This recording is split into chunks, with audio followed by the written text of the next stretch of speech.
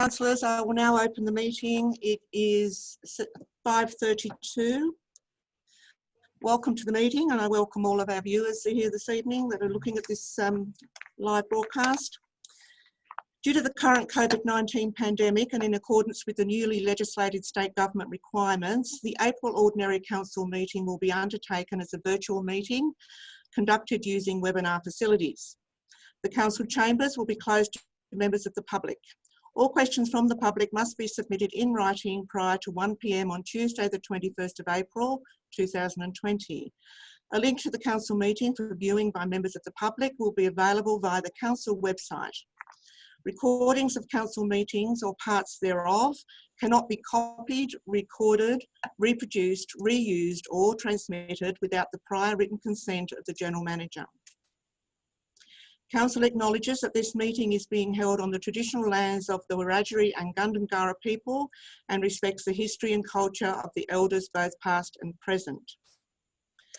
The meeting will be opened in prayer and the prayer will be offered by Councillor Capel. If you could unmute Councillor Capel, please.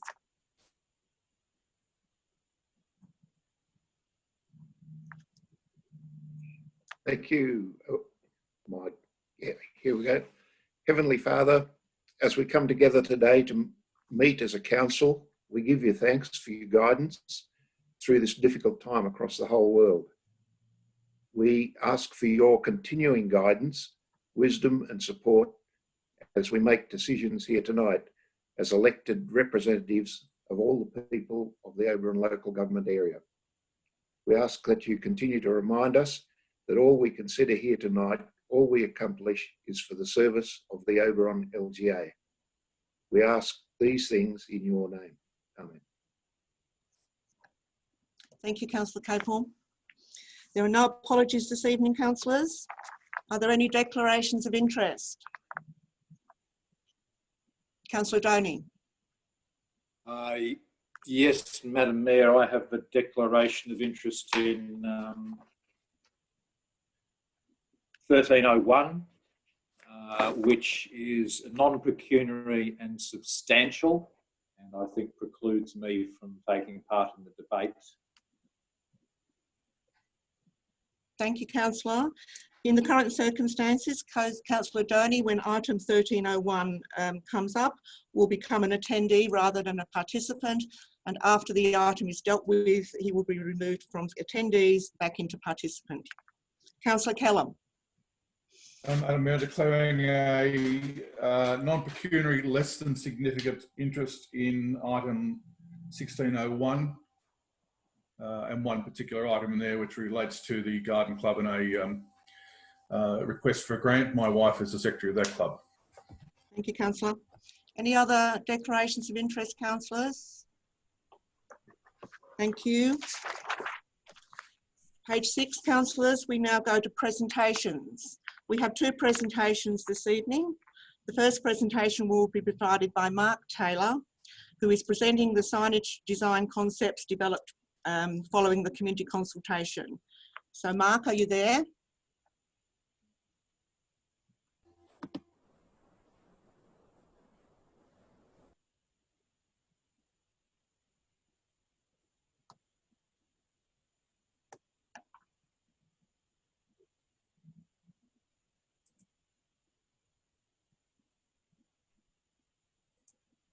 Yes, can you hear me?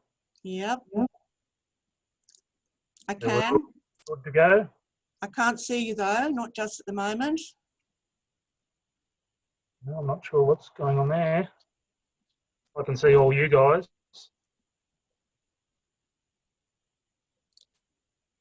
Would you just bear with us 2 seconds, Mark? All right.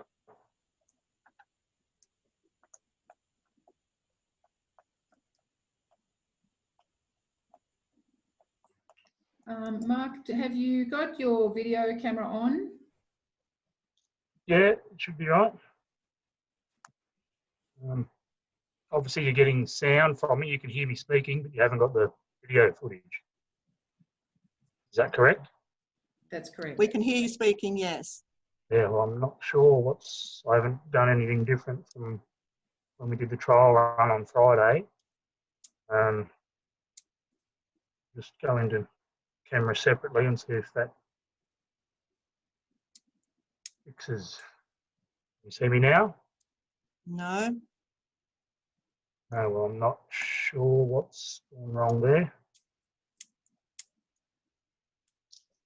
Well, I can see all you guys, but yeah, I can see my name in a black screen in the middle Yeah. there. Can we assist, Lynette? I can't assist from this area because the video is controlled by the individual. So perhaps, Mark, if we put your presentation up, you could talk to your presentation at this point in time. Yeah, well, I've got a bit of wording here to read out, so if you can hear me, I'm happy to do it that way. But yeah, I'm not sure what's happened with the We will ask. video part of it. We will ask Sharon to put the presentation up, and we're happy to listen to you. Thanks, Mark. Okay. Yep. All right. So there's just a bit of a lead in. So as you'd be aware, our business was engaged back in October and November last year to develop a signage design toolkit, which is to become the basis of signage refurbishment throughout the LGA. The initial designs are for the town and village gateway signs. Then this is to then flow on to the LGA entry point signs, wayfinding signage, community facility signage, etc. The idea being the final design chosen becomes a guideline for any subsequent signage, which any subsequent signage is to be based upon. This in turn keeps things uniform and presents professionally for our LGA, I guess. So we produced 5 initial mock-up sign concepts for the public exhibition and feedback. Consideration was required for the newly adopted Oberon More Than You Can Imagine logo and how we can implement that within the design. The 5 initial mock concepts were put on public display as part of the community consultation process. We've got the concepts out there through the council website, the local paper, council's social media and Facebook, the Opta meetings and database, community and village meetings, and also street consultations. Feedback was received verbally via written letters, emails and Facebook comments, and you guys have a copy of that report. So from that feedback, we were able to gain a better understanding of what the community desired from a project of this nature. And 3 main themes or 3 key points kept coming to the surface. Those being heritage, so the want to portray our area's heritage aspects, be that the pioneering, cultural and the traditional owners of the land. Second key point being the use of imagery, so sort of titled that visually descriptive. So the want to be visually descriptive, i.e. to incorporate images of the natural landscape and attractions as well as historical aspects relevant to each town and village. And the third key point was our natural beauty, our natural surroundings. So being able to utilise natural materials to our landscape, such as the stone and timber. Local stone was mentioned often in the feedback that we received. So after consideration of all the feedback, this led to the 3 revised designs appearing tonight. Sharon's got the first one up there now, so I'll just run through each of these. So this one combines elements from the most popular mock concepts 3 and 4 and the community feedback received. It's a traditional post and panel type construction reflecting a pioneering and rural rustic feel. Probably see that. The hardwood timber frame work contrasts with the heritage copy panel, creating appeal. Sign has the town village name as the prominent message and can incorporate the desired information for each area, i.e. the established date, no Aboriginal heritage, elevation, population, etc. Town name, as you guys see it there in the mock-up, was to be reflective, if desired, be legible at night. But we also have the option in the top corner to do the lettering incise carved or V carved and gold leaf, which is a very classic and timeless look. So it's back on the actual sign panel itself, a small pictorial to be added in the semi-oval piece at the top. This would represent a particular facet of each area's heritage, culture and landscape. Post framework for this would ideally be large gauge hardwood beams, so something like a repurposed bridge timber would be ideal. And the LGA branding portion to be oxidised steel above it, so fitting in with that rustic heritage look. For the larger Oberon sign, this is in regards to sort of landscaping, I guess, it would have a low tapered stone wall horseshoe behind the installation, with the lower end closer to the road as part of the landscaping. Village signs would have a low circular stone wall or edging encompassing the sign and providing a garden bed if so desired.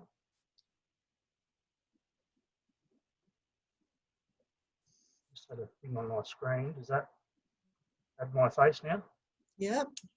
Oh, there we go. You've got me now, now. If we can go to the second heritage option. So this is obviously the same design, but yeah, utilising the colours of the adopted branding that was chosen last year. It adds that little splash of colour, but still holds that heritage feel, I feel. So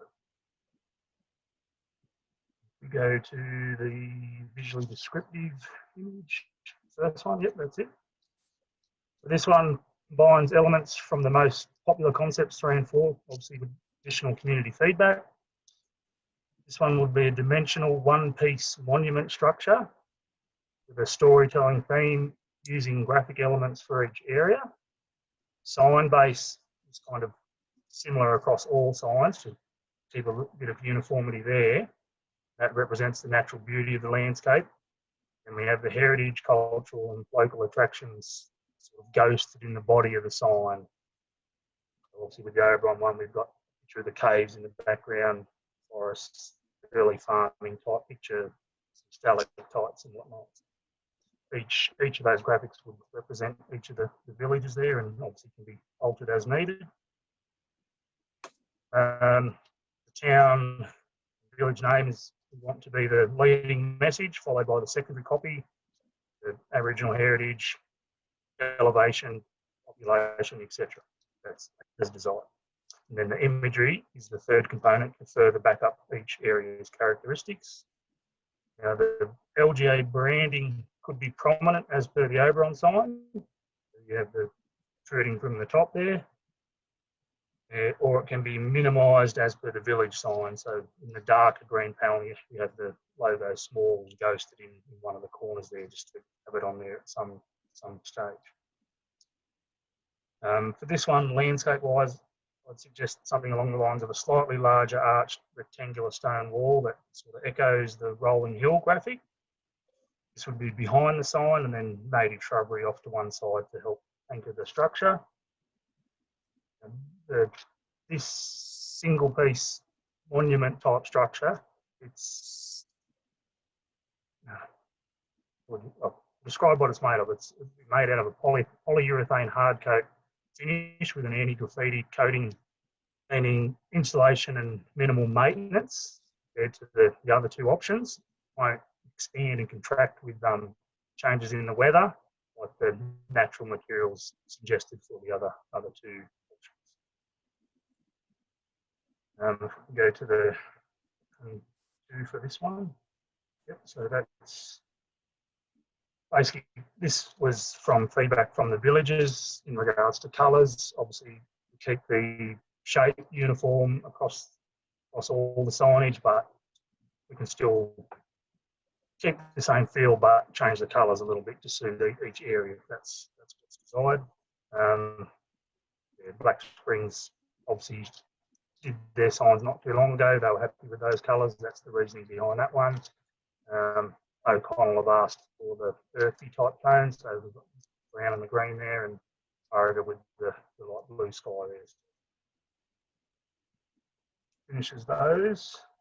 Go to the third, the natural beauty. So this one draws on the most popular concept of the initial concepts, which was number 4, and community feedback on the more favoured elements of the design. The Obviously, dimensional structure, utilising natural materials which can be sourced locally. The stone utilised is local to each area, so O'Connell would obviously be more granite, the rest of us would be focused on the basalt. And that forms the basis, the bulk of the sign, I guess. The addition of the repurposed hardwood, the LGA graphic, gives weight to the heritage aspect. This design is very minimalist, I guess, keeping uniform across all villages and towns. This is playing on that eucalypt graphic that's been adopted as the, well, you can imagine, branding. So keeping that uniform across the signs, not trying to differentiate between the towns, villages, sorry. So that eucalypt graphic, it'll become easily identifiable and it ties in with what we've got and it cements that LGA branding, I guess. So colour-wise, the earthy natural tones represent the region's landscape and it'll contrast nicely against it's normally a generally green backdrop around here. The rustic steel or the rustic rugged steel main copy panel to wrap around the return side of the sign. It can incorporate a thank you for visiting or farewell message, so to speak. The town name or the village name, obviously, to be the main focus of these signs. The eucalypt graphic to complement. Minimal landscaping required with this type of sign, as the natural stone, the natural materials will nestle nicely into the surrounding scenery. Natural materials obviously favoured for construction if the budget's going to allow, but option as a structure similar to the second option, still true to the design, but yeah, to maybe lessen the cost if pricing for genuine stonework is going to be too large, I guess. Go to the option for this one. Basically,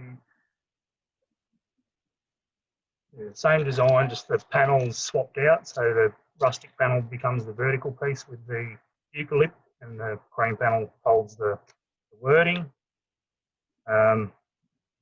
This design, obviously, you can see it utilises an alternate font, which is like a turn of the century handwritten script to sort of keep with that heritage feel.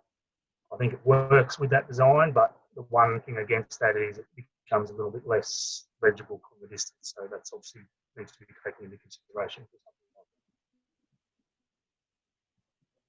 like that. That's the end of that part, and I've just got a closing piece if you want to close that screen down and bring me back up. Or the revised designs are not to be not the be-all and end-all. They can be manipulated as needed and further alterations made. Simply a direct reflection of the consultation process and the feedback received from the community. Concepts 1 and 3 are obviously designed utilising those natural materials and would be the preferred construction materials. There is the option to recreate those in the same method as concept 2, still staying true to those designs of each. This could lower the cost and minimise the fabrication time frame and make the implementation of the signage a smoother process. Questions regarding cost and budget haven't been addressed here at this report. And the revised concept shown are still, we're still in the design phase, I guess. The next step, if the report is to be endorsed, is to set up public exhibition and a survey monkey type data collection system for the revised concepts in conjunction with Matthew, and we do that on the council website and social media. And just in closing, before I finish, I'd like to extend a thank you to council for engaging a local contractor for this portion of the project. Thank you, Mark. Are you happy to take the few questions, Mark, if the councillors have them? I'll sit out and I'll come back in whenever you're sorted, so I'm here for the next however long. If you just like to stay there, are there any councillors that have a question for Mark or would like a comment? Councillor McKibben. Thank you, Madam Mayor. Mark, with the rusted panels, they, I assume, will be epoxied or something, so there's no rust running into the other areas of the design? Yeah, they'd be rusted to a certain degree, and then my suggestion for those particular parts of the design would be a satin urethane finish. That way, it gets to that point, then it can't go any further. You're not going to have the staining and whatnot later. Yeah, that was a question to prevent the staining. I'm assuming epoxy or satin enamel. Yeah, right. Thank you. Thank you, Councillor McKibben. Councillor Doney.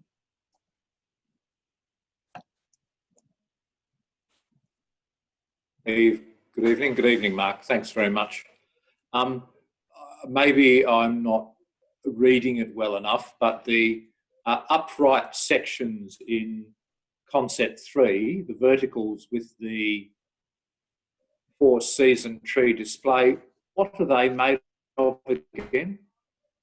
So for that particular design, that would be a hardwood timber. So ideally, like a repurposed ridge beam, but yeah, something substantial that sticks out the top of the stone, the width of the stonework. So how would they show that 4-season leaf pattern on the hardwood? So the leaf would be then, I guess, floating above that. So that would be cut out of probably a steel and then powder coated white. Okay. So probably as you see it there, it's not, it probably looks like it's cut out of that timber. It would be raised away from the surface there as another layer, if that makes sense. Thank you. Is that it, Councillor Doney? Any other questions, councillors? Well, thank you, Mark. I really appreciate you coming in and giving us this, under these circumstances, this presentation. And we'll be dealing with this issue tonight. Thank you, Mark. So am I right to go now, or do I hang around later? No, you're right to go, unless you'd like to hang around to see the item number, where you could become an attendee if you'd like to. Okay, councillors, we have a second presentation. This presentation is provided by the O'Connell Valley Community Group in relation to report item 1301 DA 102019.68.1. Do we have the presenter?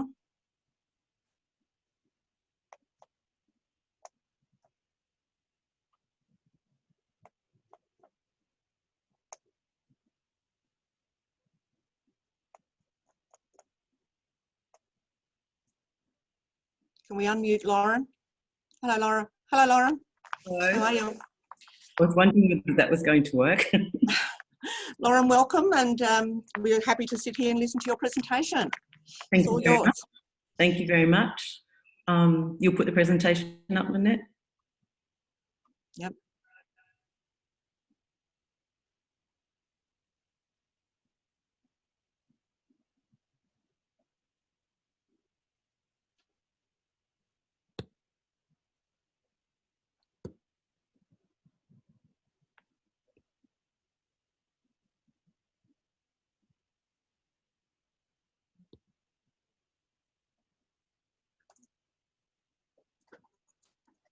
Can you see it, Lauren? I can, thank you. Right. So I just introduce myself. I am Lauren Trembath and I'm the Secretary of the O'Connell Valley Community Group. And considering this is the way that we're presenting, normally we would have done it as a group, but as we are not able to, I'm going to present on behalf of everyone. So if we could move to slide 2.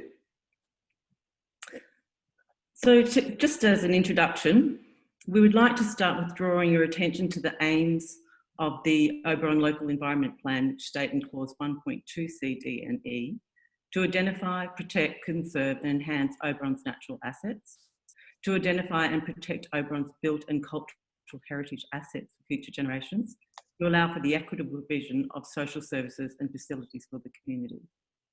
And Council should also be attentive to the Oberon Development Control Plan 2001 B.4 objectives, which state to promote high quality subdivision within the Oberon Council area, which minimises adverse impacts on the environment, to encourage the use of innovative design and engineering principles which enhance the physical environment and the social fabric, and to optimise the provision of infrastructure services in the most efficient and effective manner.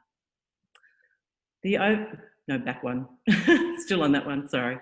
The OVCG believes that the objectives of Oberon Local Environment Plan and Oberon Development Control Plan should be respectfully considered together with Council's legal obligations to consider the development under the provisions of Clause 4.15 of the Environmental Planning and Assessment Act 1979. This Act provides for Council's consideration of a significant number of environmental law requirements and statutory obligations which we believe have not all been adequately addressed by the developer. So if we could go to slide 3. Rezoning does not greenlight development that does not appropriately consider or respond to local impacts, constraints and sensitivities. The Statement of Environmental Effects prepared Pty Limited grossly underestimates the impact of a conglomerate of approximately 10 hectare properties in a 28 lot development. The subdivision is neighbouring the O'Connell Heritage Conservation Area, classified as a conservation area by the National Trust in 1974, and in 1978 it was listed on the Heritage Register of the National Estate. O'Connell has the only heritage conservation area in Oberon Council local government area, and there was overwhelming community response reflecting the major public interest. Slide 4.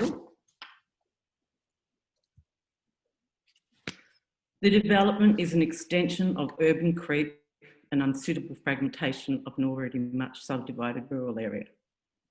It has adverse impacts to the social fabric, the scenic quality and essential peaceful country character of O'Connell.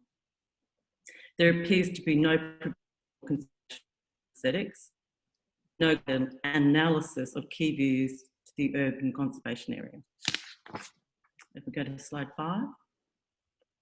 This is the potential land use conflicts. The assessment fails to adequately consider the potential impacts of the proposal on adjoining and nearby RU1 zone land. The objectives of the R5 large lot residential zone are to minimise conflict between land uses within the zone R5 and land uses within adjoining zones, rural zones.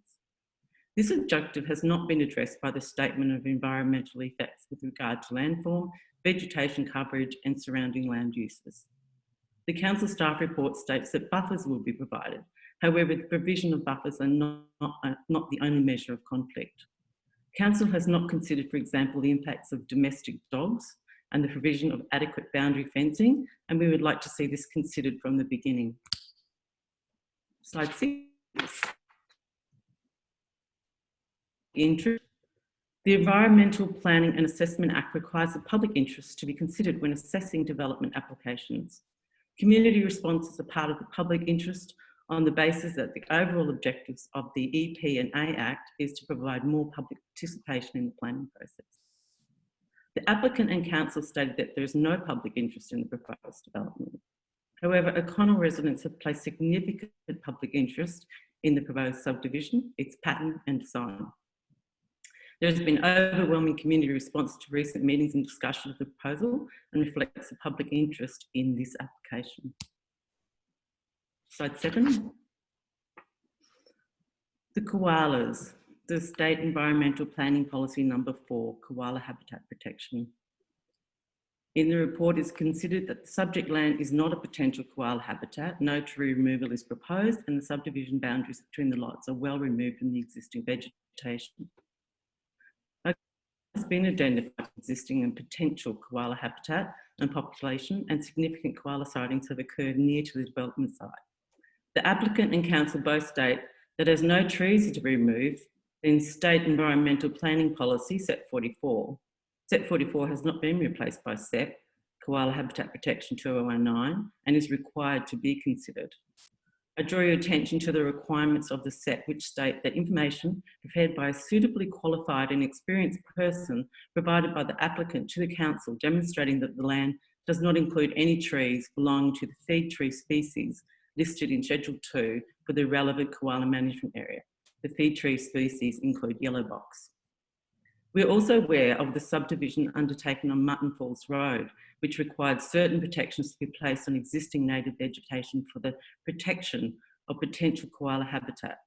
The residents of O'Connell have evidence of local koala populations and cannot report from a suitably qualified professional. Slide 8.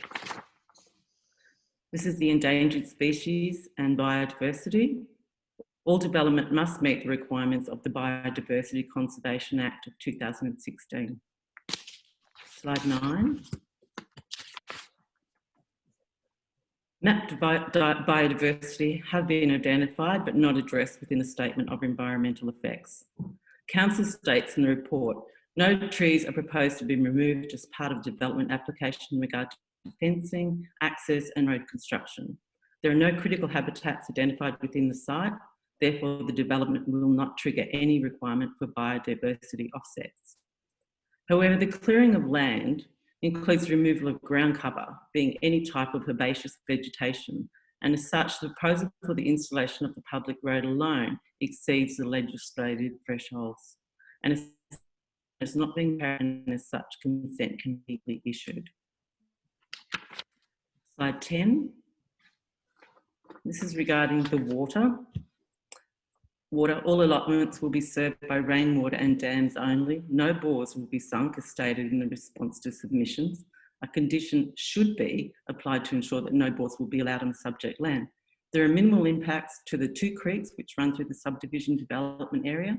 No roadways or dwelling envelopes are located within close proximity to the creeks. The closest road is located approximately 200 metres from Stony Creek. The closest dwelling envelope to a creek is located approximately 100 metres from Alex Creek. All effluent disposal areas can be located so as not to impact either creek. And if we can go to slide 11, our response. A condition should be applied to ensure that no bores will be allowed on the subject land.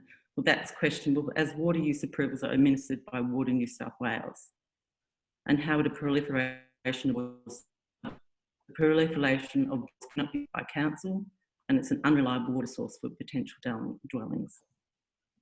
The cumulative impacts of bores is required to be considered, as well as access to Stony and Alex Creeks have not been considered.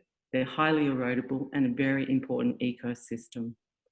We believe that contamination of potential bores has also not been adequately addressed, and can a 250 metre buffer be maintained around all bores from effluent disposal systems. Page 12 is the rural aesthetic. The objective of the R5 large lot residential zone is to provide residential housing in a rural setting while preserving and minimising impacts on environmentally sensitive locations and scenic quality. Page 13. We do not believe the key views of the economic urban or conservation area have been considered. Future dwellings and outbuildings have been considered. We would ask that consideration be given to a range of allotment sizes to preserve the rural aesthetic, and special consideration be given to the loosened flats being retained as a larger lot, as this is prime agricultural land. And restrictions imposed to prevent further subdivisions if greater than 20 hectares. It is extremely disappointing to read in the staff report that the statement that the subdivision will likely be similar to the pattern of development in the Bosworth Falls Road locality. These 2 settlements are completely different in formation, topography, and most importantly, the proximity to the urban conservation area. Page 14. Rural residential can have environmental, social, and economic costs significantly higher than standard residential development. In this light, the O'Connell Valley Community Group would like to see council created to ensure these do not reduce local rural amenity. Until a DCP is developed, we urge council to encourage the developer to produce sympathetic land use controls to ensure the development meets the aim and objectives of council's current planning controls. Sympathetic land controls, site analysis with assessment of topography of the land, including ridge lines, landscape, geography, slope gradients and erosions areas, and review of areas or features of aesthetic, archaeological, historical or scientific. Page 15. The street lighting was an interesting one to appear prior to a release of the subdivision certificate. Street lighting to be provided at the intersection of O'Connell Plains Road and the 2 new public roads proposed. This lighting is to be designed to Council's Technical Services Department satisfaction. Reason, to ensure that street lighting at the two newly proposed intersections is constructed to increase for vehicles or past proposed intersections. We go to slide 16. Why is street lighting required here, whereas all other areas in the community rely on reflective RPMS and guideposts? Can consideration be given to retaining the rural aesthetic and not introducing lighting that is generally used in urban areas? There is no other lighting used in this Connell area presently except within the village, and we do not understand why this has been included. And our question is, are there plans to include in future developments requirement for this type of lighting? 17. This is the heritage. The allotments are not only within the heritage conservation area, and the lots do not contain any heritage items. Due to the topography of the land, the majority of the subdivision area is generally not seen from the O'Connell Road within the centre of the heritage conservation area. The Cox's Road runs through the property. Meant that the Cox's Road crosses the current Beaconsfield Road near the corner of Boxflat Road. Cox's Road then runs through the property toward O'Connell Plains Road. Cox's Road is not a listed heritage item at either state or local level, but it is recognised by Overrun Council for its significance. Council has committed to supporting efforts for the Great Western Walk, which seeks to follow Cox's Road as a large walking trail. We go to the next slide. Cox's Road is connected to the subdivision with approximately 3 kilometres of the original line of the road passing through the area. It's not listed under Overrun LEP 2013 as a heritage item. However, Council actions acknowledge the heritage significance of Cox's Road with the public acknowledgement of the heritage significance of Cox's Road through the installation throughout the Oberon local government area of interpretive and directional signing marking the original route. Retaining the O'Connell section is particularly, as it would be the only section of track 6, the final 32.1 kilometres of the Great Western Walk, commencing from the O'Connell Heritage Conservation Area and proceeding to Bathurst. Most of the original line of track 6 traverses inaccessible private farmland. Overrun Council is a strong supporter of the Great Western Walk, which shows 104 sites of significance described in the book of Cox's Road Dreaming, and Oberon local government area is promoted as a heritage area. No consideration has been given to the location of the road or the impact of the development on the Cox's Road. The original route of Cox's Road is clearly signposted on Beaconsfield Road, O'Connell Plains Road and Bloomhill Road, the area of the subdivision. We believe public access to the road should be retained and preserved for the benefit of present and future generations.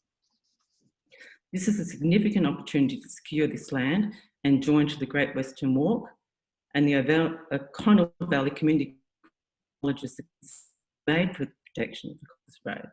We would, however, ask Council to request the applicant to formally identify the location of the road and exclude it from private land ownership. It is the first time it has become available from private ownership and a very rare opportunity to be secured, as once it is included in the new subdivision and locked up with private ownership, there will never be this opportunity again. It would be a gesture from the applicant to the community and the history of inland settlement to join this section of historic road to the Great Western Walk, and furthermore, Council should consider listing the entire route of Cox's Road within its local government area, which contains more of Cox's Road than any other LGA. We can go to the next slide. The O'Connell cultural landscape is significant as an intact example of continuously functioning rural landscape. It has some of Australia's old and pastoral structures. The Cox's Road was an historic staging post and key to European colonisation of inland New South Wales. There is a strong historical association with the Hassel family, a prominent pioneering family in colonial New South Wales. And there is high significance for its aesthetic values as an intact, picturesque pastoral setting, including its historic buildings. There is high potential to yield archaeological information on vernacular building technologies and traditions. Go to the next slide. Conservation Management Plan was prepared by Sydney University Conservation Methods and Practices Unit, and it's stated, adjacent to the conservation area are large lot residential subdivisions of 10 hectare lots, which may pose a threat to the existing and historic visual presentation of uninterrupted agricultural fields. The subdivision design and Council's assessment has failed to address the potential impact of the development of the urban area. The O'Connell Valley Community Group requests that the application be referred to the Council's Heritage Advisor to review the proposed development with reference to these potential impacts. Slide 21. Clause 5.10(5) of the Oberon Local Environment Plan states that Council will require a heritage management document to be prepared. And that's used to assess the extent to which the carrying out of the proposed development would affect the heritage significance of the heritage item or heritage conservation area concerned, where the land adjoins or is in the vicinity of a heritage item or conservation area. The Oberon LEP requires Council to consider how development identifies, protects, conserves and enhances Oberon's natural assets, and to identify and protect Oberon's built and cultural assets for future generations. How can Council consider the subdivision without a management plan? Slide.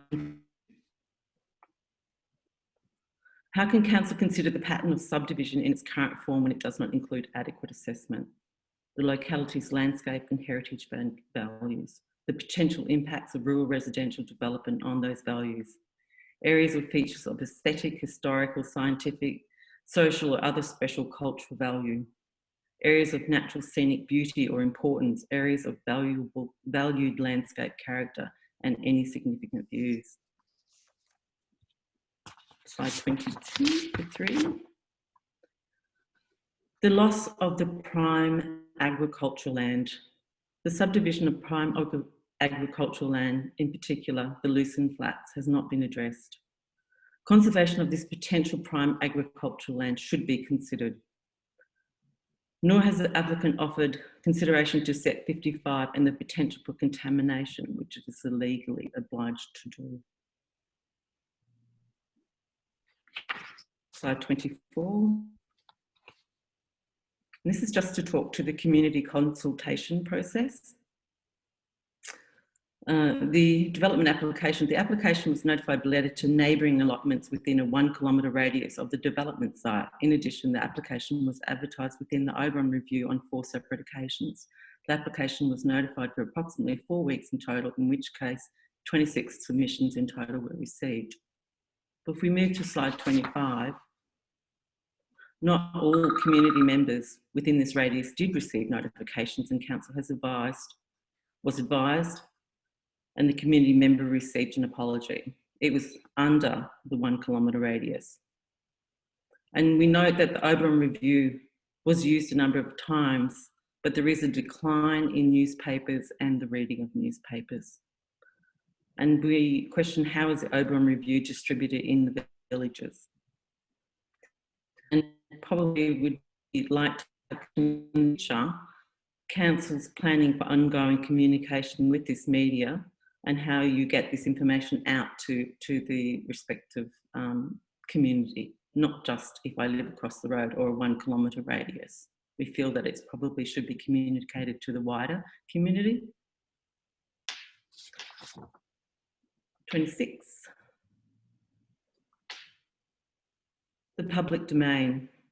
The development will increase the number of residents within the O'Connell locality by approximately 78 persons. The allotment site, being at least 10 hectares in size, will result in ample on-site recreation opportunities for future residents. Due to the low density nature of the subdivision, a public reserve is not a feasible option within the development. The O'Connell Sports Ground is identified as a project which is needed within the locality, and once this is complete, will provide an alternative recreation space. The developer contributions the development of the sports ground in the future. Move to 27. The sports ground is being linked to this development as an available public space. New public space is a large area but not currently available or developed. and we don't know what the time frame is to have that sports ground finished and available to the community. And we'd also ask, if you look at the contributions for public space, line number 1, per lot is $234.37, which would be a total one-off, I'm presuming, of $4,453.03 being contributed to that space that is being linked to the development. Page 28.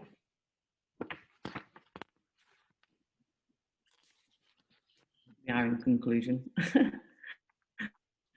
This of the Overrun Council to be mindful of best planning principles, environmental law requirements and statutory obligations in its consideration of our concerns.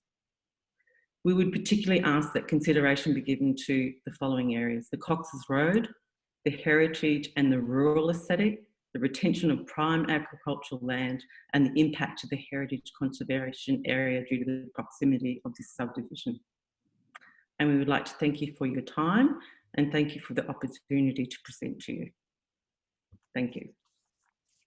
Thank you very much, Lauren. Are you happy to take any councillor questions? I will try. It was a group submission, so. Up to you. Any questions, councillors, at all? Councillor McKibben. Thank you, Madam Mayor. Sorry, Lauren, Councillor McKibben, I was just ultimately, I mean, what if your group, you've said on one hand you want the Cox's Road preserved, but on the other hand, you've got obviously some issues with the development.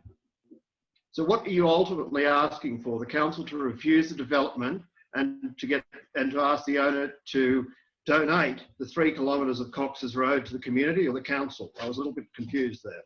So the Cox's Road, currently, I think if you look at the envelopes there, that most of it will be on a boundary line. We're not against the development. Development is just normal progress. So that's why we're asking for considerations in different areas. With regard to the Cox's Road, what we were asking if council, because this is like a one-off opportunity, to approach the applicant and ask if that corridor could be taken out of the development so that it is actually a walking track. I mean, having a sign at one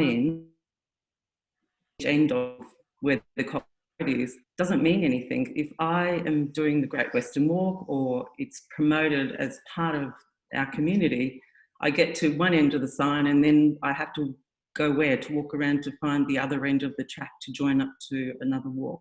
So really it's just to ask if the applicant would consider making that gesture to the community and releasing that land within the subdivision to allow it to be a walk and become part of the Great Western Walk. Thank you, Lauren. Are there any other questions, councillors?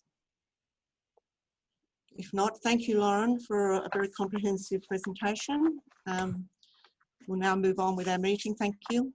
Thank you very much.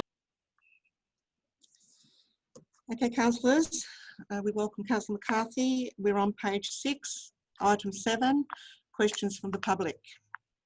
And due to the current COVID-19 pandemic and in accordance with the newly legislated state government requirements, the April Ordinary Council meeting is being undertaken as a virtual meeting conducted using webinar facilities. The General Manager has requested that all questions from the public must be submitted in writing prior to 1 p.m. on Tuesday, the 21st of April 2020. The General Manager will read out any questions submitted at this point in time. Questions will be taken on notice and a response provided within a reasonable time frame. Members of the public who submit a question to Council are permitted to do so provided the following guidelines are adhered to. The person lodging the question must advise of their name and in what capacity they are acting. If the person lodging the question is acting as another person or organisation's agent, they must advise Council if they have their prior consent or authority. Questions from the public is an opportunity for the community to put forward a question in relation to an issue or put a point of view relating to an issue that may be causing interest or concern. Due to the time constraints, a time frame of 3 minutes per question is allocated. I will now ask the General Manager if there are any questions submitted from the public. Thank you, Madam Mayor. At the time of the opening of questions, there were 5 questions that were tabled and delivered within the specified period, and I propose to read them out one at a time, giving an overview on what it relates to, if that works for all council. General Manager, could I ask that you speak up a little bit? Your sound is quite low. Let me fix that, Madam Mayor.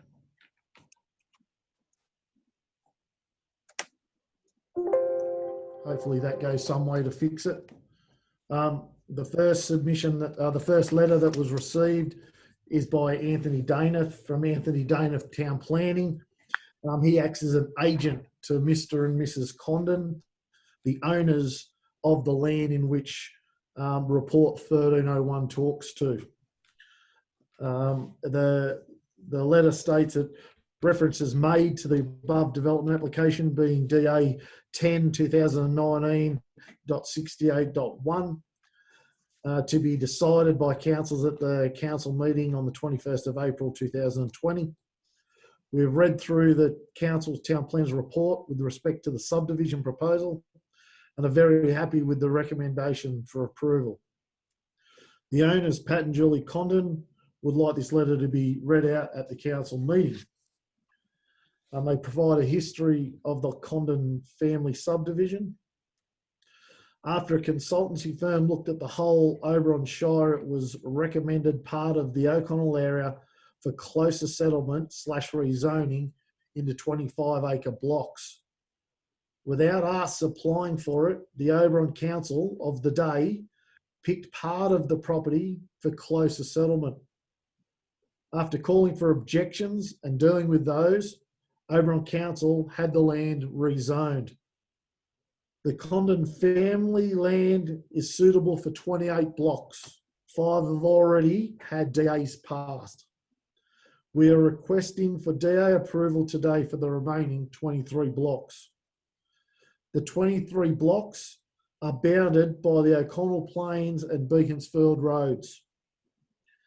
At the same time that the Condon family were provided the opportunity for the 28 rezoned blocks, land was also rezoned for Leonard, now deceased, and Desley Hill, previous owners of Belvoir, David and Penny McKibben of Stratford, Kathy and Michael Biddle of Lambeta, Norman and Ray Jefferson, now both deceased, of Riverview, Angus and Stuart McKibben.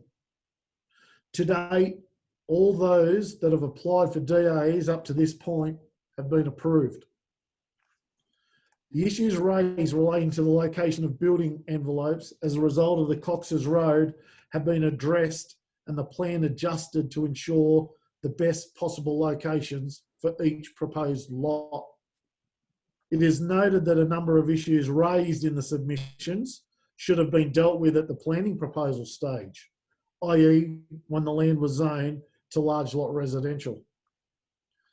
The proposal is considered to be acceptable in terms of section 4.15 of the Environmental Planning and Assessment Act 1979 as amended, and potential impacts are expected to be minor with the imposition of standard conditions. Trusting that the information previously provided will enable council to determine the application by way of approval. We don't believe that there are any planning grounds to refuse the development application. And a sign off to say that if you have any questions, you can contact the writer. So that's the first submission that has been tabled as part of the report 1301. We'll take that on notice. Thank you, General Manager. Thank you. The second letter has been lodged by Ms. Anita Rogers. She acts for herself and she makes some observations. And the questions relate to a number of things. They talk about council summary at 12.1D, and the commentary is, how is it determined that a subdivision is not likely to impact nearby watercourses which run through the centre of the allotment?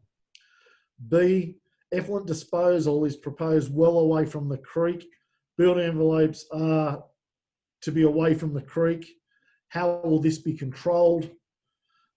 As is clear, after the summer of 1920, councils are under pressure to keep up with planning for the future water events, including the capture and or low rainfall, or the sudden excessive rainfall, or water quality, or the anticipated spoilage of water at low dam levels, or the quality over quantity of concern.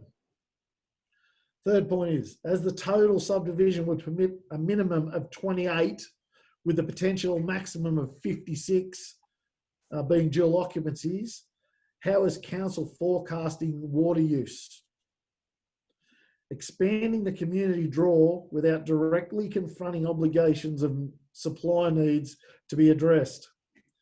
And then there's a quote to council's agenda item being 1407. It says, although the Oberon region has received scattered rainfall across the region during February and March 2020, very little has fallen within the catchment of the Oberon Dam, continues to fall. Level 2 water restrictions are currently planned for the Oberon Township. And there's a note also that Overrun dam level is currently at 25.4% as at 17 April 2020. Fourth point, is there an intention to expand dam capacity in light of planned expansion of the Shire or increased number of dwellings or increased population of permanent residents? The fifth point, how is council planning future water needs in an expanding community? Is there digital monitoring of pump drawdowns? Will there be fines to prevent water trading or theft? Runoff spoiling water quality at low level in dam? The recent fire events, being fire retardants, leaf matter, dust, ash, animal disturbance. Water quality is paramount. It will be affected before low quality becomes an issue. Point F, is Oberon Council in respect of this subdivision concerning any of the following?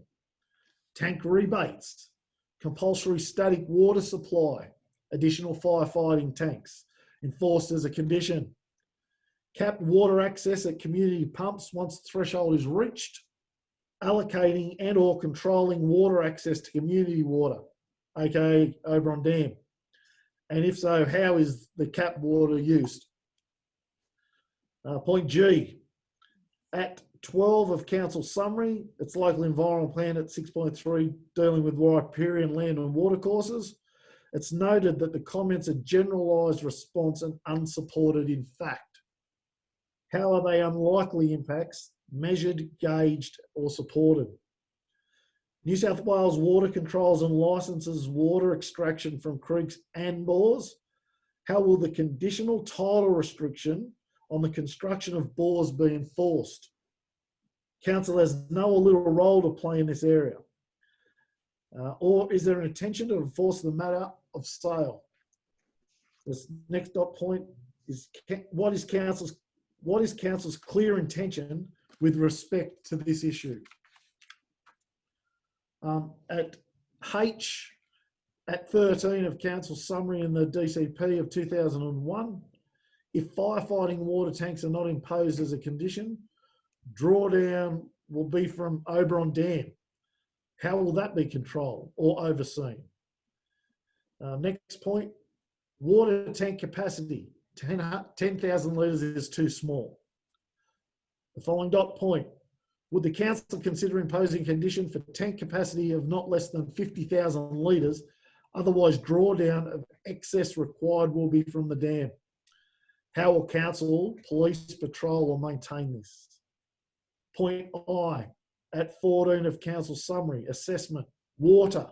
How will the condition that no bores be sunk be patrolled, enforced? What role does council play in this regard? Next dot point, dams. Minimum what size compromised water storage by dam, Seawater New South Wales' requirements.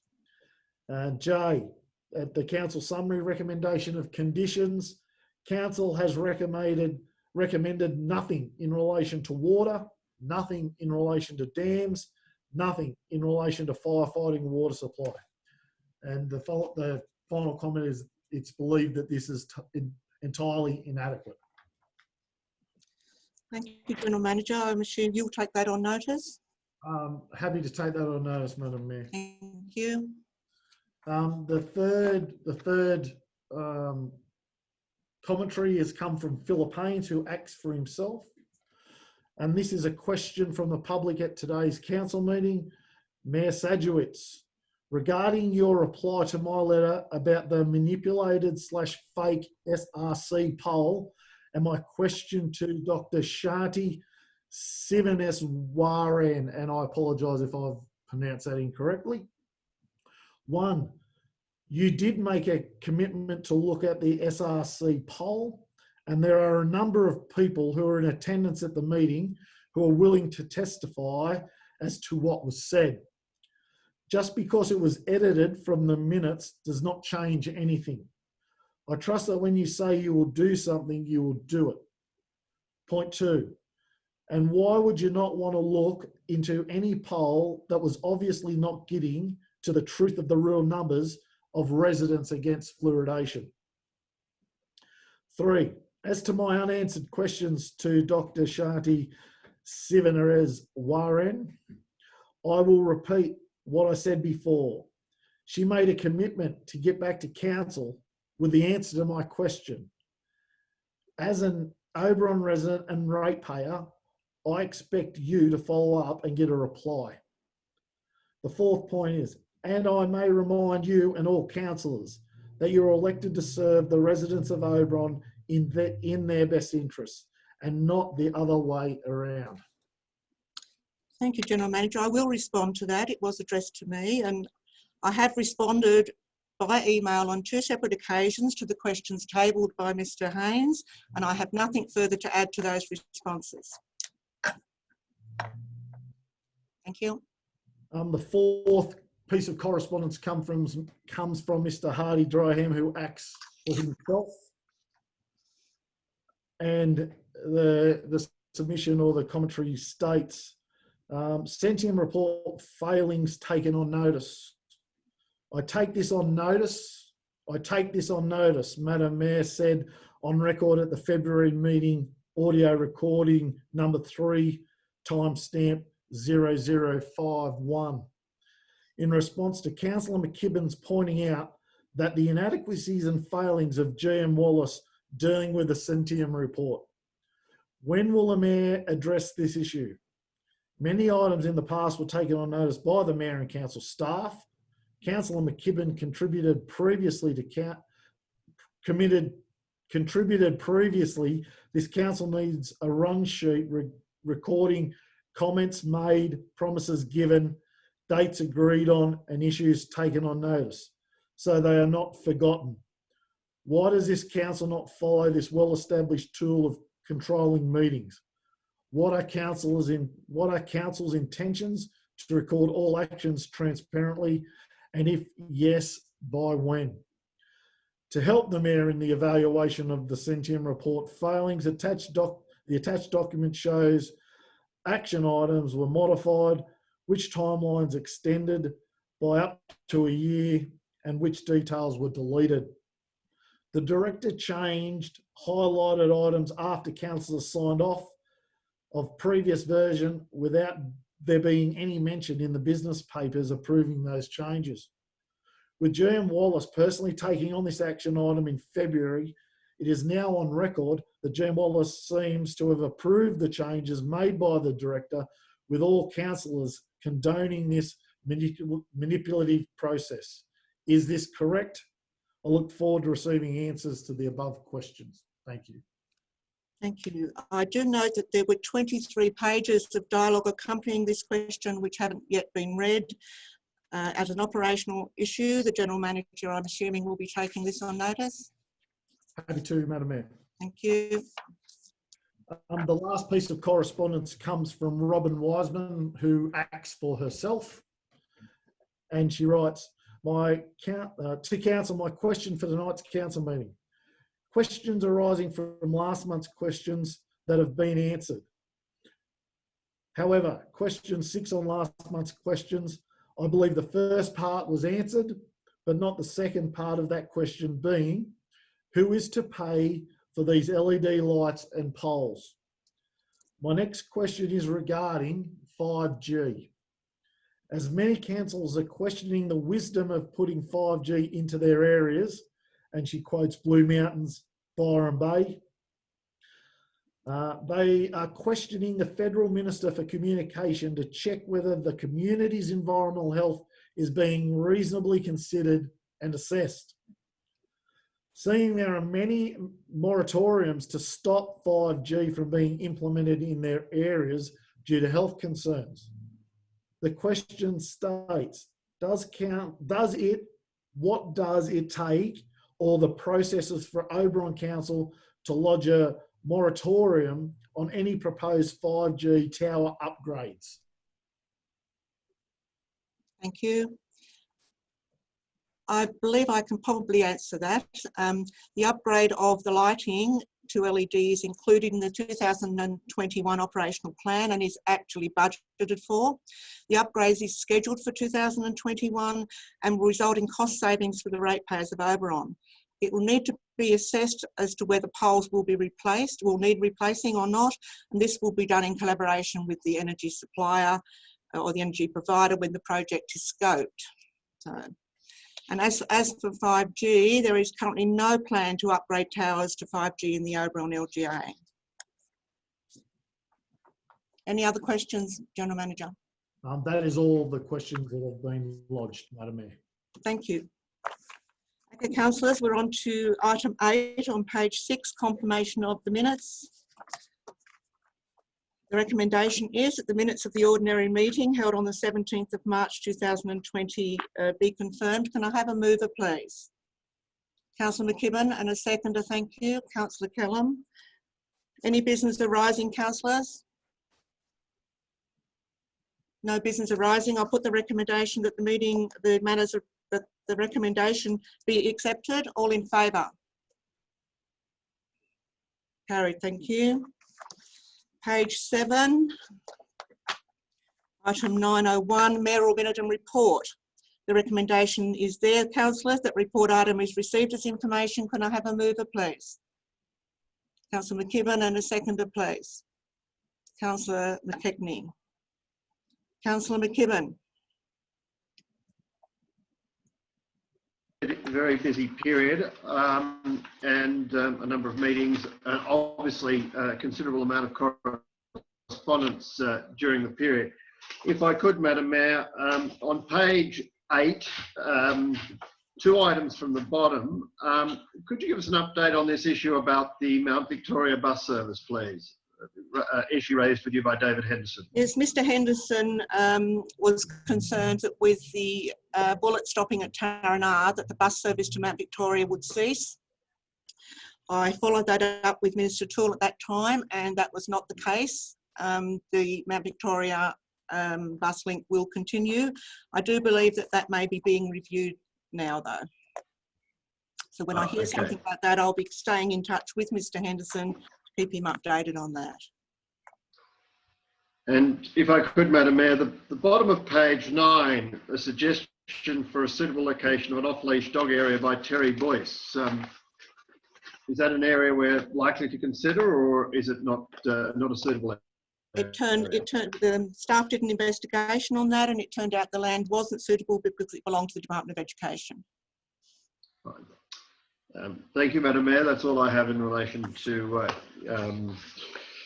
your mayoral minute and report. Thank you. Councillor McKechnie. Yes, Madam Mayor, I don't have any questions to add. They've been answered, but just some feedback from some ratepayers is that the communication and the handling of the COVID-19 situation from council, and in particular from yourself, has got some very positive feedback. So everyone seems to be appreciative of the communication, and I think it's been a difficult and busy time, but well done. Thank you, Councillor. Are there any other questions or comments on this report, councillors? Councillor Callum. Thank you, Madam Mayor. The item on page 8 on the 20th of March concerning the Supreme Court matter of Cornish versus the Secretary. Can you just fill in a little bit on what that actually relates to? The 3rd, 4th one, 20th of March, Councillor. Yes, Martin Ticehurst's letter to mayors. Mr. Ticehurst has some ongoing issues regarding code of conduct matters with his council, and he is endeavouring to get some support to change or amend the code of conduct. How can I say this? The code of conduct to accommodate the issues that he has.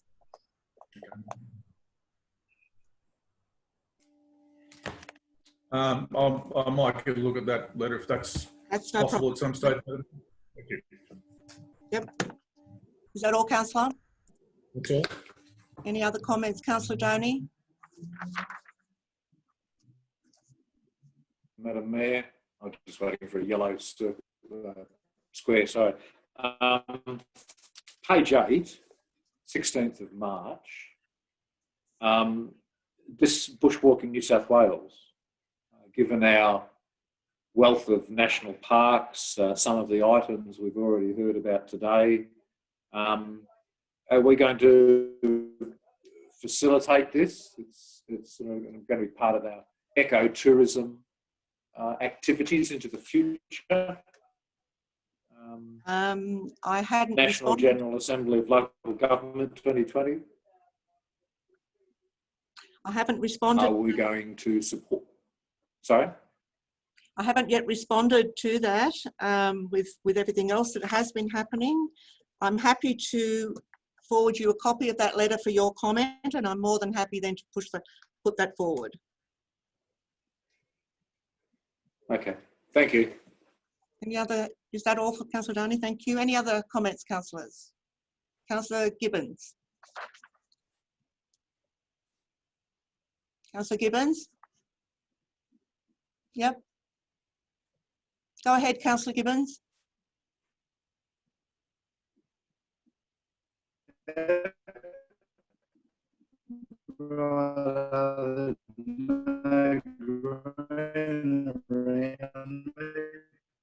Councillor Gibbons, I'm having some difficulty. Just on page 9. Yeah, Yep. Can you hear me now? I can. Page 9, 2nd of April. Any confirmation from Andrew Dew regarding the Carlwood Road? No, the letter has been sent and copies CC'd into Minister Toole, Mr Bubb and Mr Webb, and we've had no response thus far. Okay, thank you. Is that all, Councillor Gibbons? Yep. Any other comments on this one, councillors? I'll put the recommendation. All in favour? Carried, thank you. Page 10. Notices of motions. Item 10, there are no notice of motions. Item 11, there are no councillor or delegates reports. Item 12, there are no committee reports, which takes us to page 11, reports for decision. Item 1301, and Councillor Doney will now be removed from a participant to an attendee. If you could indicate when that's done, please, Lynette. Thank you. Development application 1020196881, 23 lot subdivision.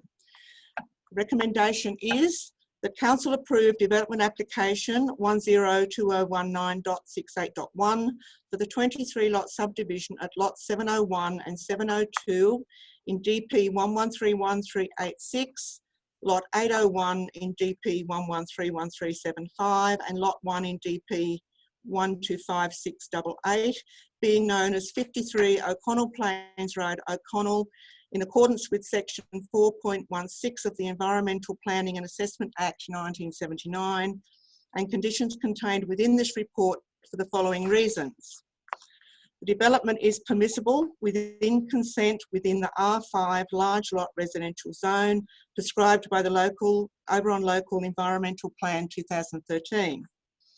The development meets all controls within the Overrun Development Control Plan 2001. The development will not be unreasonable in regard to its impacts within the context of the existing locality. The subdivision will not unreasonably impact the environmental value of the property or surrounding properties, and that a division be called in accordance with section 375A of the Local Government Act 1993. Could I have someone to move that recommendation, please, councillors? Councillor McKibben, and a seconder, please. Councillor McKechnie, thank you. Councillor McKibben. Thank you, Madam Mayor. Like all councillors, I've read through this report for decision in great detail and looked at the impacts and also the environmental value, and looked at the extensive analysis that's been done by council staff in relation to this completely. And I also note that this was approved under the LEP of 2013 and is consistent with the Overrun Development Control Plan of 2001. I think, unless I'm wrong, and I would ask the town planner Dylan Fennell or Bruce McDonald, or through the general manager, I believe this is very similar to the situation that arose with the Titania development, and that when I asked our then director Shane Wilson about if we opposed such a development application, what would the situation be? And at that stage, we were advised that it was highly likely that the applicant would succeed and we would end up in litigation without any, basically without success, and that we'd have obviously large legal fees. I'm assuming that that would be the same in relation to this, because I've looked at what's already been approved and the LEP of 2013. That's consistent with the Oberon Development Control Plan, and that obviously certain lots of this applicant have already been developed. And I'm assuming that council's basically in the same situation. Obviously, there's a distinction with the more recent last year, I think it was the Belvoir development, where it was not part and considered in the LEP. But here we have a development application that is compliant with the LEP, that the LEP actually permitted, as the letter I think that was read out by the general manager was saying, the applicant was encouraged to put an application for subdivision. They've already done certain blocks. This consists of, I think, 23 subsequent blocks. So in my understanding, this basically should be, the recommendation is that it should be approved, and we have really no option, and we should go ahead with that, because all the issues that have been raised and that were raised by the community group this evening have been fully dealt with by council staff in their analysis, and obviously in the submissions put through by the applicant's consultants. Thank you, Madam Mayor. Thank you, Councillor McKibben. Through the General Manager, is there a response to that? I'll pass over to Bruce, to our Director, to comment. Thank you. Thank you, Councillor. And through the General Manager, I cannot comment on the previous application as I wasn't here. However, I have read through this report extensively. I've been to the site. I've talked with the planner about it. I agree with the recommendations. I can't speak for the Land and Environment Court, but I believe the other planning director's conclusion there, it would be very difficult to defend a refusal based on the report, my site visit and discussions with the planners involved. Thank you. Councillor McKechnie. Yes, Madam Mayor.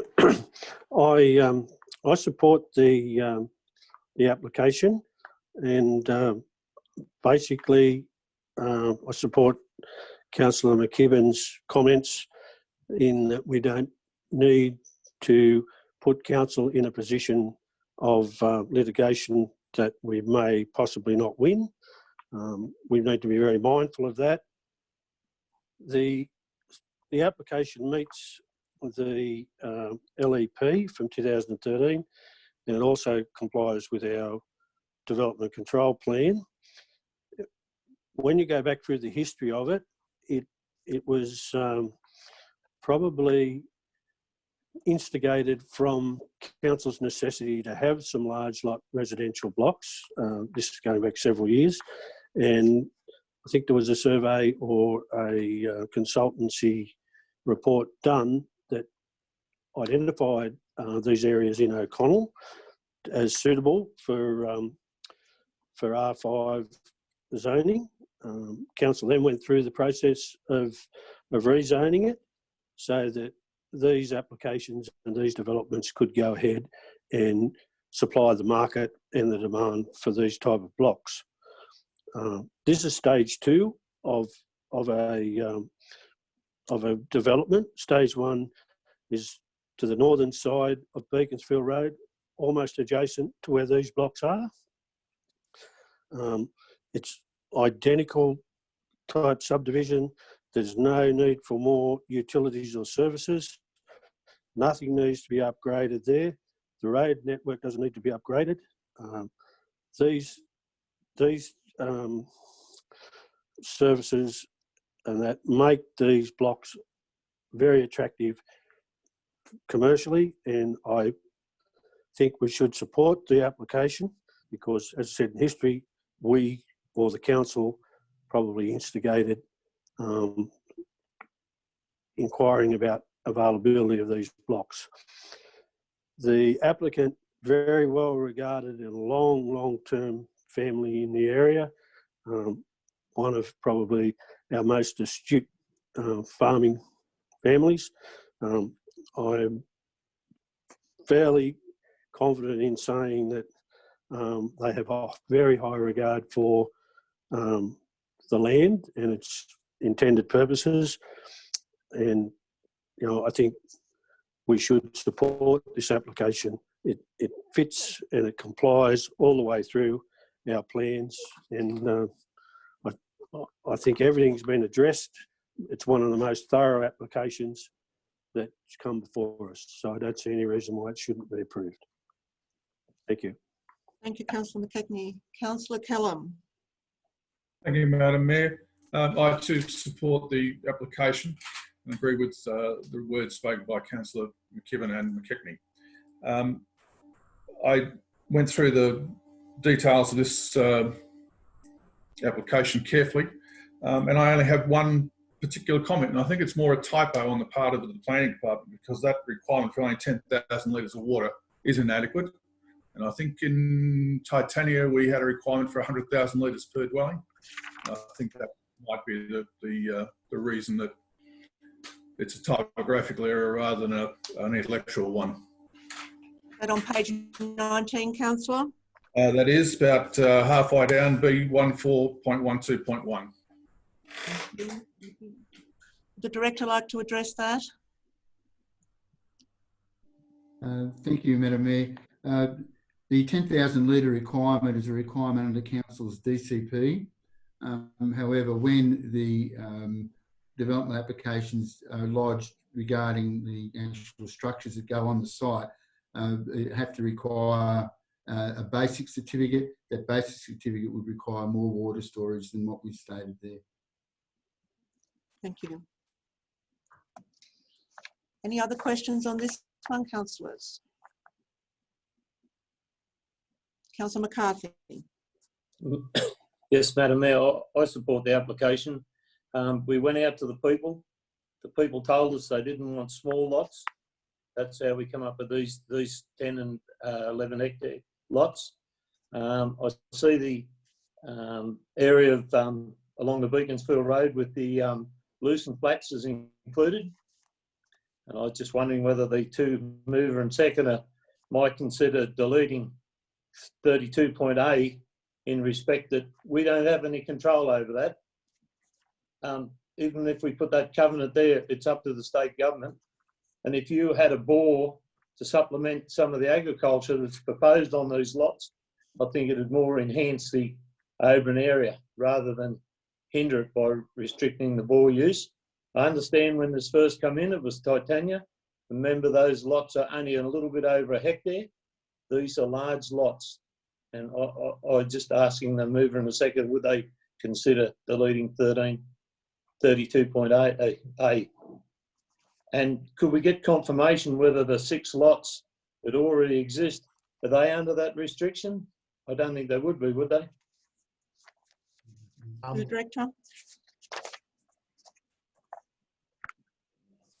No. Did you hear the question, Sorry. McDonald? I'm not sure. I couldn't answer that at this point in time. You can't answer that at this point in time. No, I'm not sure. Thank you. So you're asking for this to be, you're asking for the report to be amended, Councillor? Oh, I'm asking for the, and it's just a request. I'd like to see it get up because I think this would enhance the ground, taking that restriction of the bores off. It's 32.A that they can't have a bore. We don't have control of that. That's by the state government. Yes, I understand that. Remember the meeting that you and I attended where one of the chaps said he applied for a bore and he got it within a week? One of them O'Connell meetings. Yep, I do recall that. So looks like the Department of Agriculture don't have much problem with it. Well, you would have to put up an amendment to that, Councillor, because the report is the report and we're being asked to approve it or not. I realise that, but you can add, delete or you can impose things. So anyway, I was just asking the mover in a seconder, that was all, whether they'd considered deleting it. But I approve the subdivision has been out to the people and the people, this is what they come up with, the size lots that they want. But what about the street lights? Can we delete those? To the General Sounds Manager. like the committee the General Manager wishes to respond. Just by way of clarification, and thanks, Madam Mayor, I think Councillor McCarthy is requesting that the mover and the seconder consider the removal of the condition 32A as part of their recommendation. So 32A exists on page 34. It relates to a 88B instrument that is proposed to be provided to a restriction as to user on the plan of title. Ultimately, council has no responsibility or no control over bores. However, it would be a commitment from the developer to fight or certainly to challenge any bore should it be put on, should this condition remain in place. So I think just by way of clarification, I think Councillor McCarthy is asking whether the mover and the seconder would consider having 32A removed from the conditions. I'm happy to be taken. I'm happy to be corrected if that's incorrect. I understand that, but that would still require an amendment. Councillor McKibben, write a reply for you. Thank you, Madam Mayor. I would be willing to have an amendment proposed by Councillor McCarthy to remove 32A on page 34.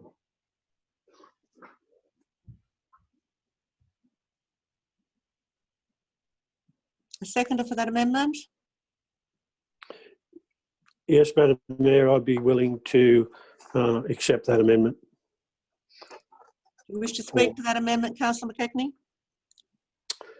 No. So can I see the amendment on the screen, please?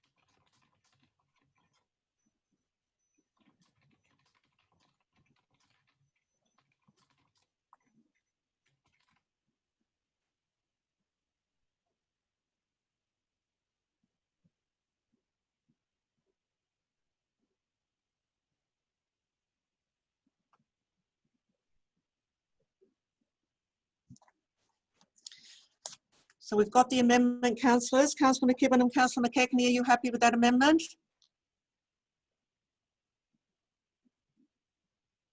I am, Madam Mayor. Councillor McKechnie? Yes, I'm happy with that, Madam Mayor. Okay, councillors. Is there any other discussion on the amendment? I'm sorry, I can't see the screen now. Could you call out? Oh, you can't, you're muted. Is there any other comment on the amendment? Councillor Callum? Mayor, it's the amendment is removing a restrictive covenant, which is in its original form is a requirement for the developer to provide. Now that covers both the installation of any groundwater bores or the no building or wastewater systems, including effluent disposal areas, should be over the potential route of Cox's Road. Now, both of those are a developer-imposed covenant. They're not anything to do with council. It is simply that we have asked them to do that, and they're going to do it. And I do not support that amendment. I think it should 32A and B should remain as they are. Thank you, Councillor. Councillor McKibben. Thank you, Madam Mayor. Could I, through you, Madam Mayor, ask the town planner or the acting director as to why that covenant was proposed or why it was suggested to the development that that covenant be put into the development application? The director? That was put in as a response to the submissions received against the development.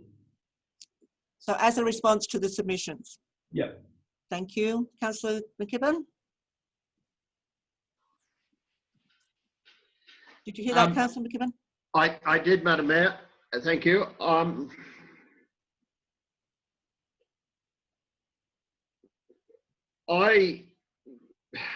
I think the decision as to whether bores are appropriate really is with the state government and the New South Wales Department of Water, or the name of the appropriate department is at the moment. I don't really think that council has the knowledge that's required in that area, and that's why the Department of Water has it.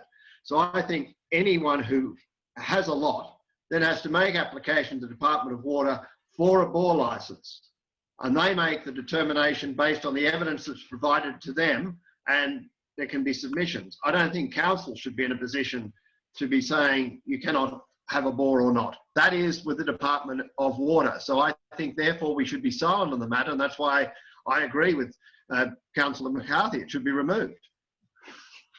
Thank you, Councillor. I will just take Councillor Callum's point that item 32 does include part B, which is no building or on-site water waste system, including effluent disposal area, shall be placed on the land identified as a potential route of Cox's Road or on the land between the two identified routes. So if you take out item B, and I can't see the amendment now, and bear with us because we're working this way, did it include part A and part B?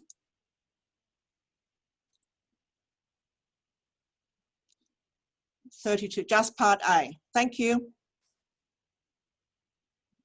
Thank you. Okay, councillors, we've got an amendment there. You've just seen the amendment on the screen. Do you wish to see it again before we vote on the amendment? Put your hand up if you do. Okay, I'm going to put the recommendation with the amendment.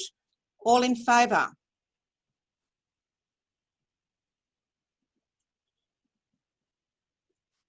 Four, is that four, councillors? 1, 2, 3, 4. Okay, councillors, can you raise your hand and keep them still, please? Councillor Capel, Councillor McKibben, Councillor Lyon is 3, 4, 5, and myself is 6. Against? Madam Chair, I'm unaware of whether we're voting for the amendment or the entire recommendation. We're voting for the recommendation with the amendment. That is the amendment to the recommendation. Okay. So we have, it's 6 are voting for the amendment. Who is against?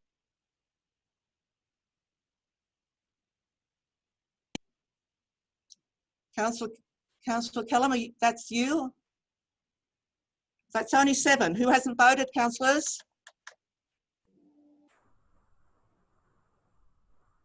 Councillors, who is voting against this amendment? Only Councillor Kellum. No, Madam Mayor, I was unaware whether we were voting for the amendment or the entire recommendation, and that's why I interjected. As I now understand, it was the entire motion. I will vote for it. Thank you. Thank you, councillor. So we have 9 in favour, councillors. Is this correct? Could you please raise your hands up clearly? 1, 2, 3, 4, 5, 6, 7, 9. Thank you. The motion's carried unanimously. That amendment now becomes a motion. I will put the motion. All in favour? Carried unanimously. General Manager, you look puzzled. Just through the chair, Madam Mayor, you only have 8 councillors voting, not 9. Remembering, I'm voting. Councillor Doney has left the room. Oh, of course. I'm sorry. I'm sorry. Sorry, my error. So just in terms of clarification, the amendment was 7 votes to 1. And the new amendment becomes the resolution was unanimous.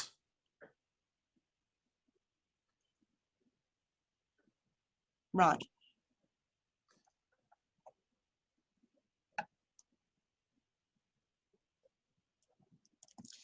Okay, councillors, thank you. That motion is carried.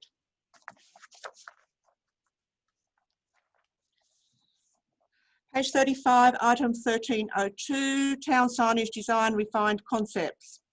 The recommendation is that council endorse the refined concepts as part of the second phase of the town signage toolkit, that council indicate a preference from the 6 presented options, and that council place on public exhibition the preferred designs for community feedback and voting for a period of 28 days. And I have a mover, please. Councillor McKibben, and a second to Councillor Kellum. Councillor McKibben. Thank you, Madam Mayor. Obviously, there's been some extensive consultation on this signage issue, and obviously at the community meetings that were able to be held before the COVID close down of face-to-face meetings. And I also note that Mark Taylor has done a lot of work on this. So I would commend the recommendation. I'm not sure, Madam Mayor, how you want to deal with item 2. Do you want us to individually vote on each of the options for that segment of the recommendation? Right. Are we all have we all got our designs up in front of us, councillors, in the attachments?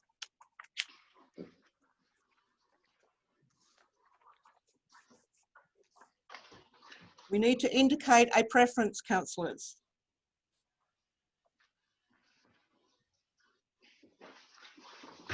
Do we all have the, I noticed Councillor Doney's back in the room.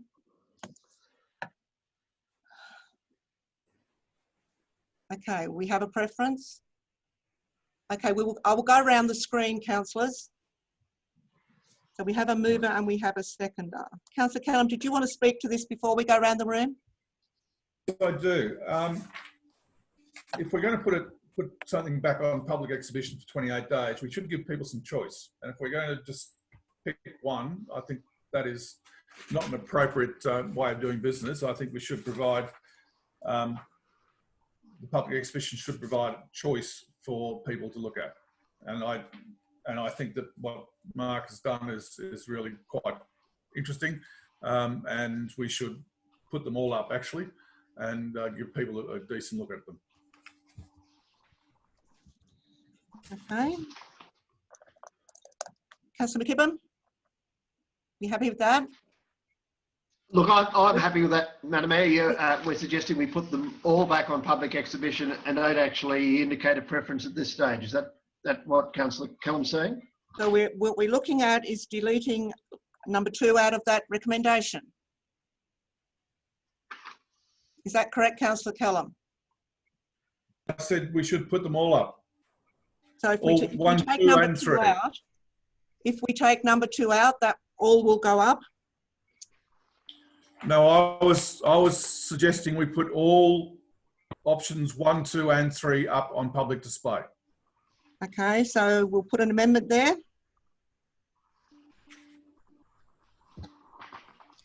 So the amendment is that, did you get that, Sharon? Just through the chair, Madam Mayor, if you remove a preference from the in condition 2 or in recommendation 2, yep, and replace that with all. So number 2 would read that council indicate all 6 that council exhibit all 6 presented options. That council place on public exhibition all designs for community feedback. So 2 and 3 would need to have some slight variation. Word amendment. Yes. Could I see that on the screen, please, Sharon?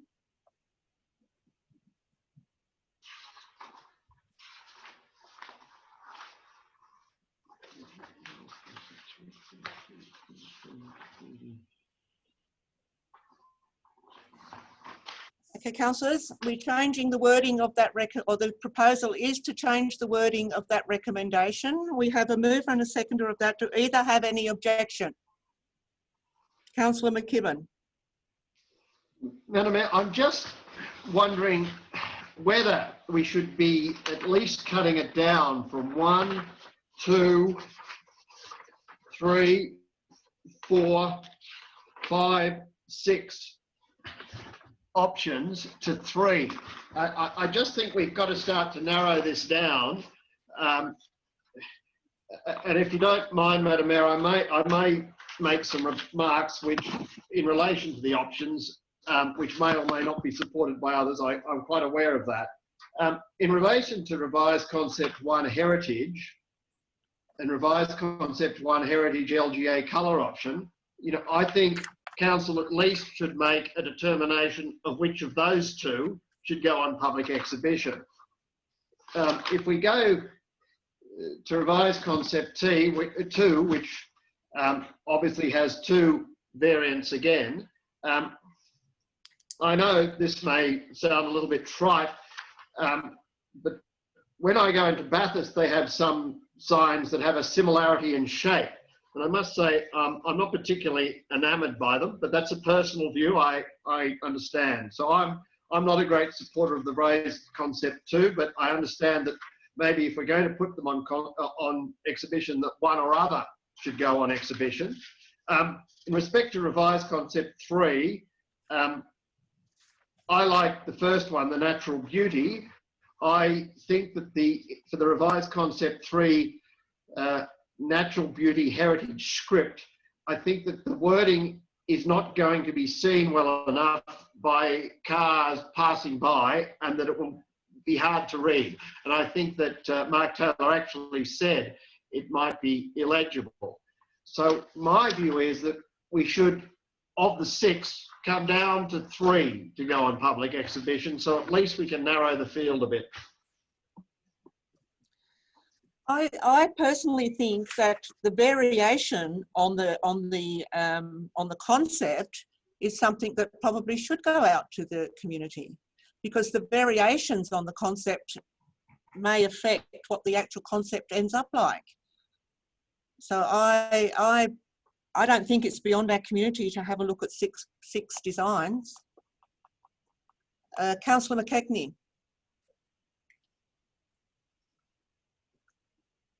Madam Mayor, I think 6 is too many to go out.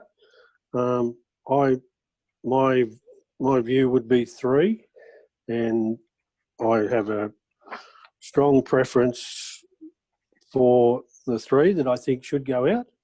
And I understand that that might not be the same as everybody else, but I think we should put the one on page 59 of the attachments out, the one on page 63, and the one on page 65. Thank you, Councillor. Okay, councillors, we've got a difference of opinion here. We need to get this recommendation right. Can I have the councillors up on the screen, please, Lynette? Okay, councillors, how do you want to do this? Can you indicate to me with a show of hands? This is the only way I can really do this. Who would like to see 3 designs go out?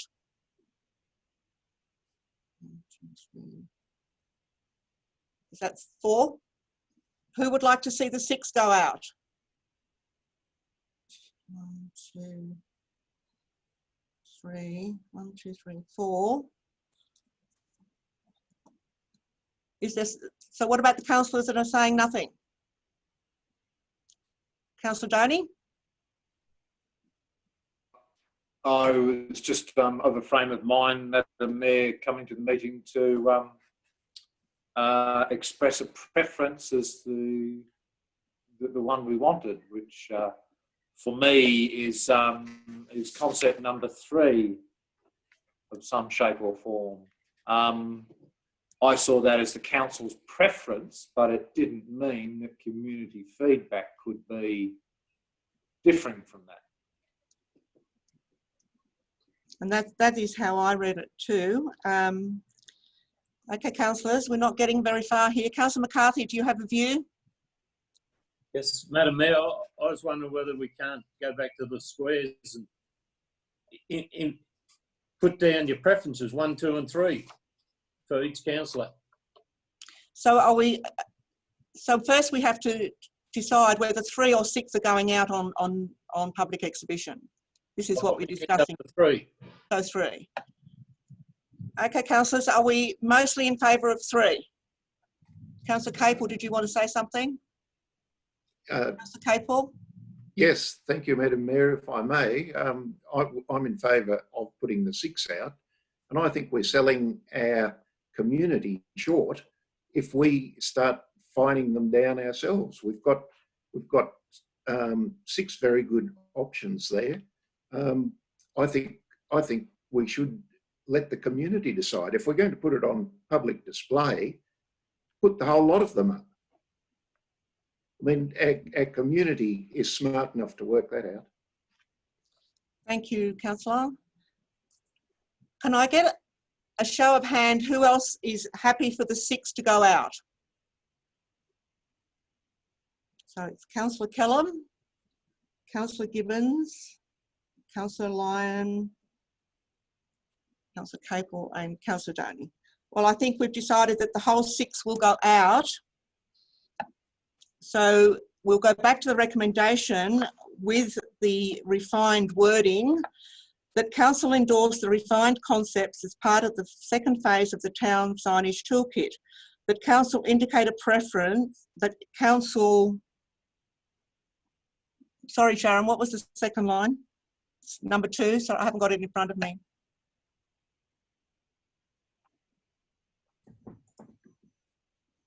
That council exhibit all 6 presented options, and that council place on public exhibition all designs for community feedback and voting for a period of 28 days. So this is the recommendation I have in front of me. Councillor McKibben and Councillor Kellam have moved and seconded that, and I'm going to put that recommendation, councillors, all in favour. 1, 2, 3, 4, 5, 6, 7, 8. Against? Councillor McCarthy is against. The motion's carried. Thank you, councillors.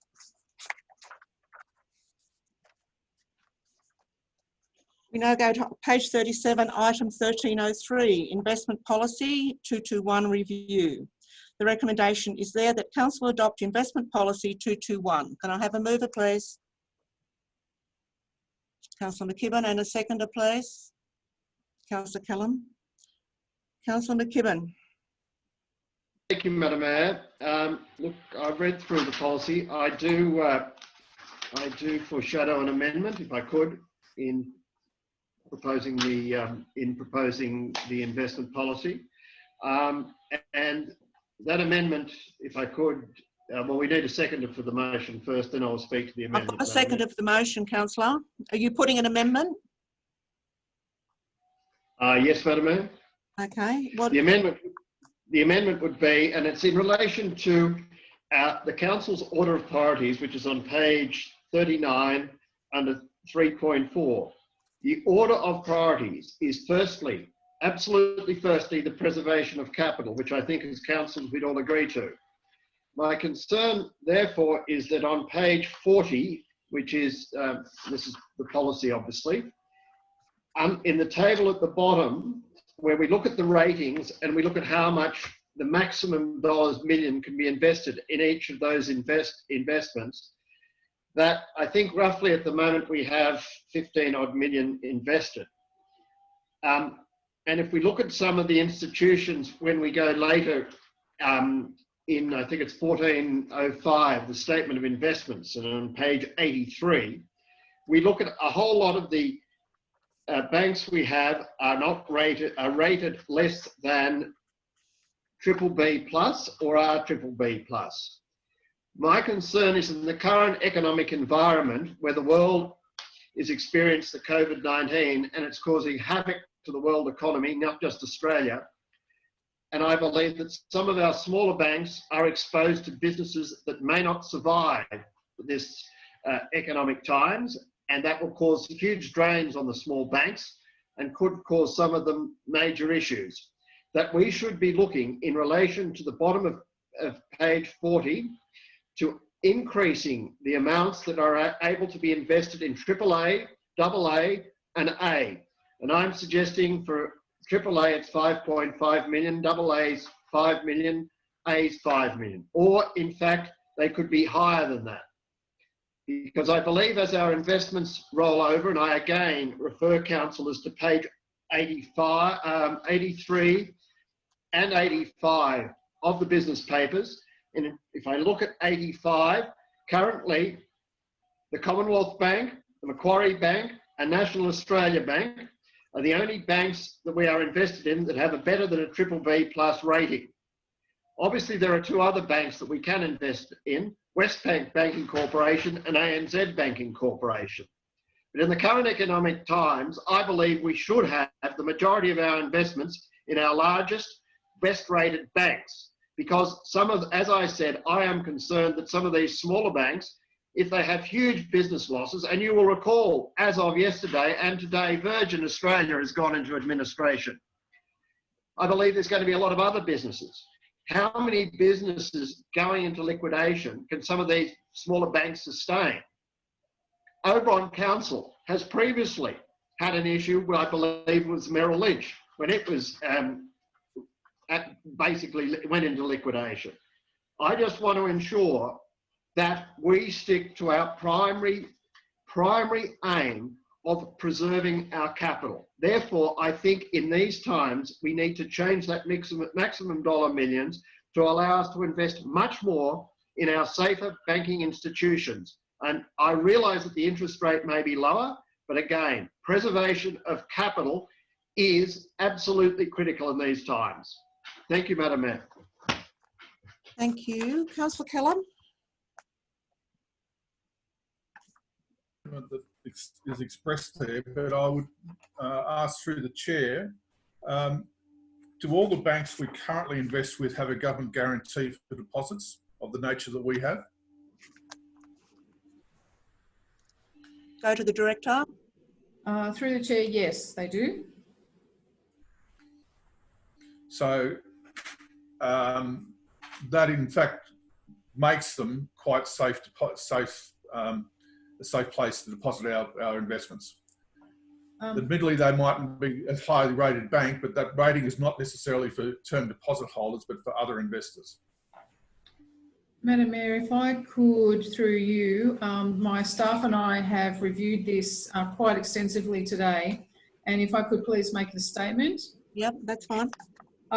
So that as Councillor McKibben has suggested, the maximum dollar exposure to each institution is determined by Oberon Council.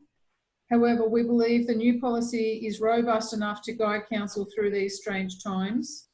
As a result of the 2007 decline in the subprime mortgage market in the US and significant losses some councils suffered as a result of the failure of Lehman Brothers, including Oberon, by placing more money in higher rated categories, which are few, it would not be prudent for council to have all its eggs in the one basket. The loss would be significantly high in situations like this. One only has to note that AMP, who continues to have a strong balance sheet and capital position with its level 3 eligible capital above minimum regulatory requirements of $2.5 billion at the 31st of December 2019, and yet S&P saw fit to downgrade it. Council's new investment policy only deals with instructions that are ADIs, that is authorised deposit taking institutions, and have the 250,000K backing regardless of whether they are rated or not. The non-rated institutions that Council deals with, of which we have 3 current investments, are financially sound, and because they are online institutions, they produce the best result. That being said, Council limits the dollar million in this area as a result of being financially prudent, and we believe the revised policy should stand.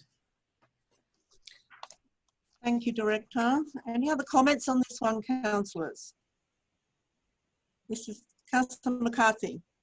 Yes, Madam Mayor. Went through the Lehman Brothers thing. It was government recommended. Government recommended that we invest with those, yet it come unstuck. I think to spread our load over these different people is fine. And in the real world, what's happening at the moment, I understand that the Commonwealth Bank themselves aren't lending money to anything because of the COVID crisis at the moment. But if you go through a broker, you can actually get finance quite easy from the Commonwealth Bank. But anyway, I think the policy that the Director's given us should be adopted. Thank you, Councillor. Is there any other comments, councillors, at this point in time? I'm going back to yes, Executive Coordinator. With the amendment that the council was proposing, are we looking for a seconder for that, and do you want to see that on the screen? I haven't yet called for the amendment. I think Councillor McKibben just went to the explanation. I'm about to now go back to Councillor McKibben to see if he wants to put the amendment and what that amendment is. And before I do that, I'm going to go to Councillor Doney. Thank you. Thank you very much, Madam Mayor. They are strange times. Just for Councillor McCarthy's benefit, the investments that were approved were not approved by the government. They were approved by 2 major ratings authorities, which were private businesses, and got it hopelessly and terribly wrong. Secondly, when we were faced with the losses, the professional advice we were given was to cut our money and run. And the council wisely said, no, we're going to hang in this and fight all the way through, because a legal wrong had actually been done.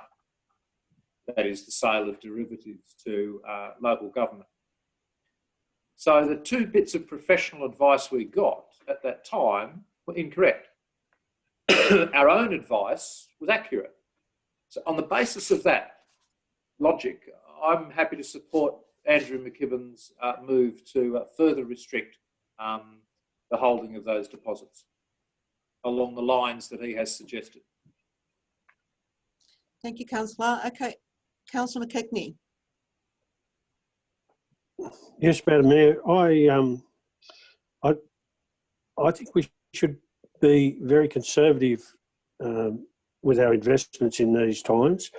And I'm not by any means trying to undermine the corporate or finance people, but our highest rated bank is probably the Macquarie Bank at A+, and it's the one that we have the least amount in. I think we should be looking to maybe have another look at the higher rated banks. Westpac don't get a mention, and their rates are not that competitive at the moment, but they have a higher rating than some of the others. And I just think we should be conservative in these times. It's very uncertain. Nobody knows, but and I sympathise with the finance people, but I also support Councillor McKibben's proposed amendment. Thank you, Councillor. I'm going back to Councillor McKibben now to see if he wishes to still put the amendment and what that amendment actually is. Thank you, Madam Mayor. So the concept would be that we would agree the policy, but subject to an amendment to the table on page 3 of the policy, which is on page 40 of the business papers, the table at the bottom, to put it to increase in that table the first one, S&P long-term category, from 3 million to, I would suggest, 6 million, the AA to 4 million, and the A to 3 million. The other issue, and I think the remainder of it, and I would ask through you, Madam Mayor, for the Director Corporate Services, would be in relation to proposed investments, would probably deal with later on in item 1405. But I would be suggesting the concept would be, in the current situation, we would be investing primarily in banks rated BBB plus, or rated above BBB plus, and with a government guarantee. And for investments of BBB plus and with a government guarantee, we could only invest up to 250,000. So therefore, those figures I've specified for that table may have to slightly increase, because if we have 5.5 for what did I say? 6 million for AAA. Yeah. AA, 5 this million. with you, Councillor McKibben. So your suggestion, AAA would be 6 million, Yes. AA would be 4 million, A would be 3 million. I would suggest that at 5.5 million. 5.5. And A would be 5 million. So I think we currently have, what, 15.5 million on in investments, roughly? 15.8, yes. Yeah. So, and my view is that currently we would invest in anything above BBB, but this may have to actually go to 1405. I'm not sure. Anything. So I'm not saying we redeem any investments, but as they roll over, the concept should be we put everything into anything above BBB plus. Yeah. If it's BBB plus or below, it has to be 250,000 maximum, and the institution has to have the government guarantee of 250,000. Councillor, I'm looking for what the actual amendment says, not asking for you talking to it. We have to first get a seconder. So can I see the actual amendment up on the screen, please?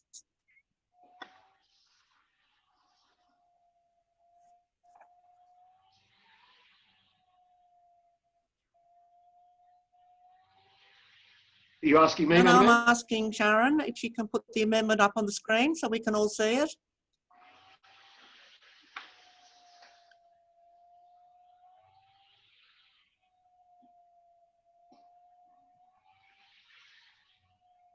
Is that your amendment, Councillor McKibben? Yes, I suggested AAA was 6 million, and I've changed it slightly to 6 million as 5.5 million for AA,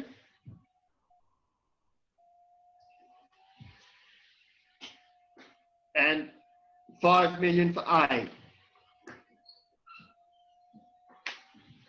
And then the others remain the same, Madam Mayor. Yes?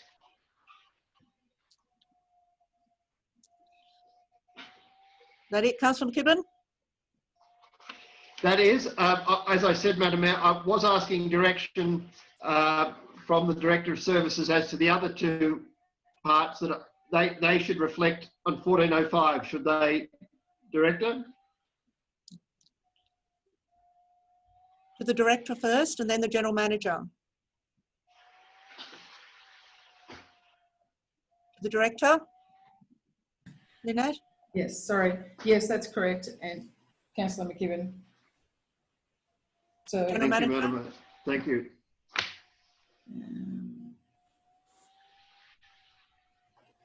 The General Manager, yeah. I was just waiting for my turn, Madam Mayor. Yeah, through the chair. My recollection, Councillor McKibben, did you look to put a limitation on BBB plus BBB and unrated to 250,000? I thought that was what you were amending. Yes, but Have you finished, the General Manager? Yeah, I'm just getting clarification, Madam Mayor. Councillor McKibben? I was, Madam Mayor, but I think the answer from the Director of Corporate Services with those limitations should actually be raised in under 1405, not here. Is that correct, Director? yes, that's correct.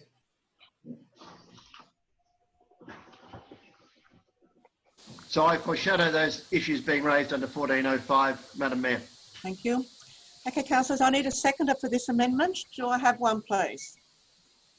I can't see the screen. Do I have a seconder? Councillor Doney. Okay, Councillor McKibben has spoken to his amendment. Councillor Doney, do you wish to speak to the amendment? A brief point of information, Madam Mayor. I think that the total allocation there was well above our current total investments of 15.8 million. In fact, you know, what was it, 6, 5.5 and 5, the top three categories of 16.5 million is in fact more than we have in deposits at the moment. I don't know if that has any bearing, but I'm happy to support the motion. I believe to Councillor McKibben that there are the limitations. Yes, Madam Mayor. Basically on the basis that I'm trying to ensure that we can get all our investments into those top three categories. Yep. There is a bit of leeway because in 6 months or 12 months' time, it's possible we could have slightly more money. I don't know where we're going to be at the moment, but that's why I provided a little bit of leeway.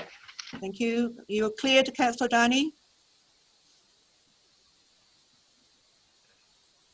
Pardon? Clear on that response that they're the limitations? Yes, yes, I was just not checking. The actuals, yep. All new. Any other comments on this amendment, councillors?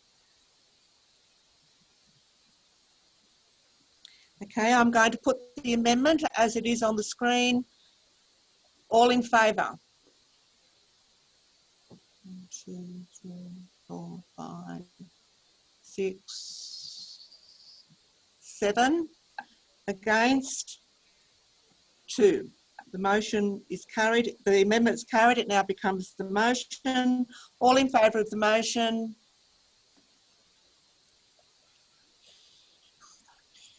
Seven against, 2. The motion's carried. Thank you, councillors.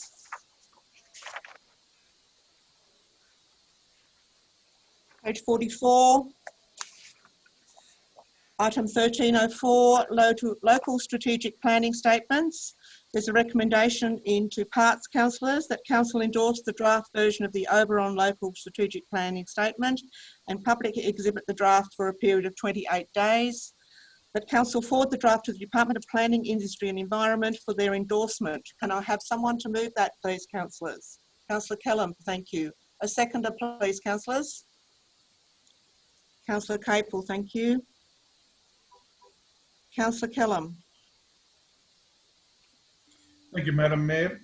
I've spent some significant time in the last few days going through this document, and although it is compliant with the requirements levied upon us by government, I think it needs some more work before we put it on public exhibition. That work will not change substantially the content. It'll simply make it a lot clearer to anyone who cares to read the document. And mostly the amendments are about just that, clarity and readability by anyone in the LGA who cares to read it.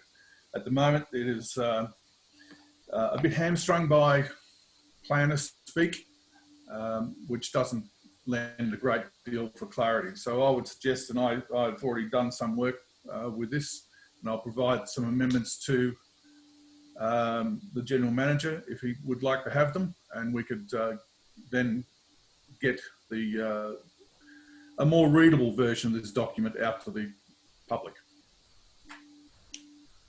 Thank you, Councillor.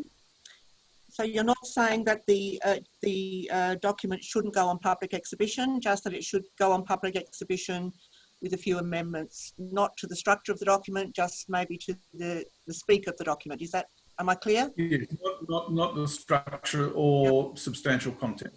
Thank you. Councillor Capel. Thank you, Malone. Yeah, I thought, Madam Mayor, that it was very comprehensive and a very, forward-looking document, which is just what we want. But I do agree with Councillor Kellam that it perhaps does need a little bit of polishing up, and it could be made a bit easier to read. But I think the content of the document is good. It is comprehensive, and I think it certainly shadows the meetings that I went to. It's I thought it was good. Thank you, Councillor. Any other comments on this one, councillors? Councillor Doney. Thank you, Madam Mayor. I read that the timeline is mandated by the New South Wales Government for adoption and implementation by the 1st of July this year, 2020. I'm just not quite sure if that timeline is such a good idea at the moment, and whether you, Madam Mayor, know of any moves to just lengthen that at the moment, or are they very keen to drive this through for the beginning of the financial year? Councillor, there is a timeline that the department is insisting upon. We have tried to get an extension on 2 occasions and have been rejected. And this is not only our council, all councils have been advised they must stick to the timeline. So there is no opportunity for us not to adhere to that timeline, I'm afraid. Councillor McKechnie. Yes, Madam Mayor, I agree with Councillor Kellam that it is difficult to read, and it's very much a bureaucratic type document. I'm just wondering, will the other councillors see Councillor Kellam's proposed alterations before it goes on public exhibition? Through the General Manager. Through the Mayor, I'm more than happy to distribute to councillors before it goes on exhibition. As Councillor, the Deputy Mayor has indicated that the amendments relate to some wording and readability, and more than happy to provide that to councillors before it goes on exhibition. I am mindful, however, of the need to exhibit this in the appropriate way and over the appropriate time period. I understand that the Deputy Mayor is looking to provide that to me as soon as possible, and we'll look to get that out in a draft version to councillors for their consideration. Just by way of clarification, we've in fact approached the state government on 3 separate occasions now to try and get a deferral of this given the current situation. In that response has indicated that that's not the case. Thank you. Any other comments on this one, councillors, before I put the recommendation? No, I'll put the recommendation. All in favour? Carried unanimously. Thank you. Page 46, item 1305, Mount Ryan and Mount Defiance Transfer of Responsibility, RFS and New South Wales Telco Authority. The recommendation is that Council provide a letter to the RFS for concurrence for the installation of the government radio network and approves the transfer to the New South Wales Telco Authority with the following conditions. That the New South Wales Telco Authority supplies and installs a community UHF CB repeater at Mount Ryan as outlined in their proposal at no cost to Council. The New South Wales Rural Fire Service can occupy the site in perpetuity at no cost. That the electricity accounts for both communication sites are transferred to the New South Wales Telco Authority on occupation. That Council is in agreement to transfer Mount Ryan on lot 8506 DP 1202096, consisting of a freestanding steel tower, RFS shelter and concrete monopole. That Council is in agreement to transfer Mount Defiance on lot 42 DP 1025920, consisting of a freestanding steel tower and RFS shelter. That Council is in agreement to transfer the lease for the land of Mount Defiance is located to be transferred to New South Wales Telco Authority or Property New South Wales. That the New South Wales Telco pays all reasonable legal costs for the transfers. Item 2, that Council delegate to the General Manager the authority to sign any required documents to effect the transfer of the vested communication sites and the occupation of the GRN on the sites, or for owner's consent while transfer is taking place. Can I have a mover, please, councillors? Councillor McKibben and Councillor Gibbons, thank you. Councillor McKibben. Thank you, Madam Mayor. I'd like to congratulate the General Manager on finally bringing this issue to an end. And it has been a long saga even before the General Manager was involved, because I know that Jeff Ryan had a lot of time over this. And I think that the result that the General Manager has achieved has satisfied everyone, including New South Wales Telco paying legal costs of all the appropriate transfers, and RFS getting perpetual licenses, and also the New South Wales Telco paying for the UHCB repeater on Mount Ryan. So congratulations, General Manager. Very well done. Thank you, Councillor. Councillor Gibbons. Through the chair, this is a great result. Yes, we've been wanting some clarity around this for a long time.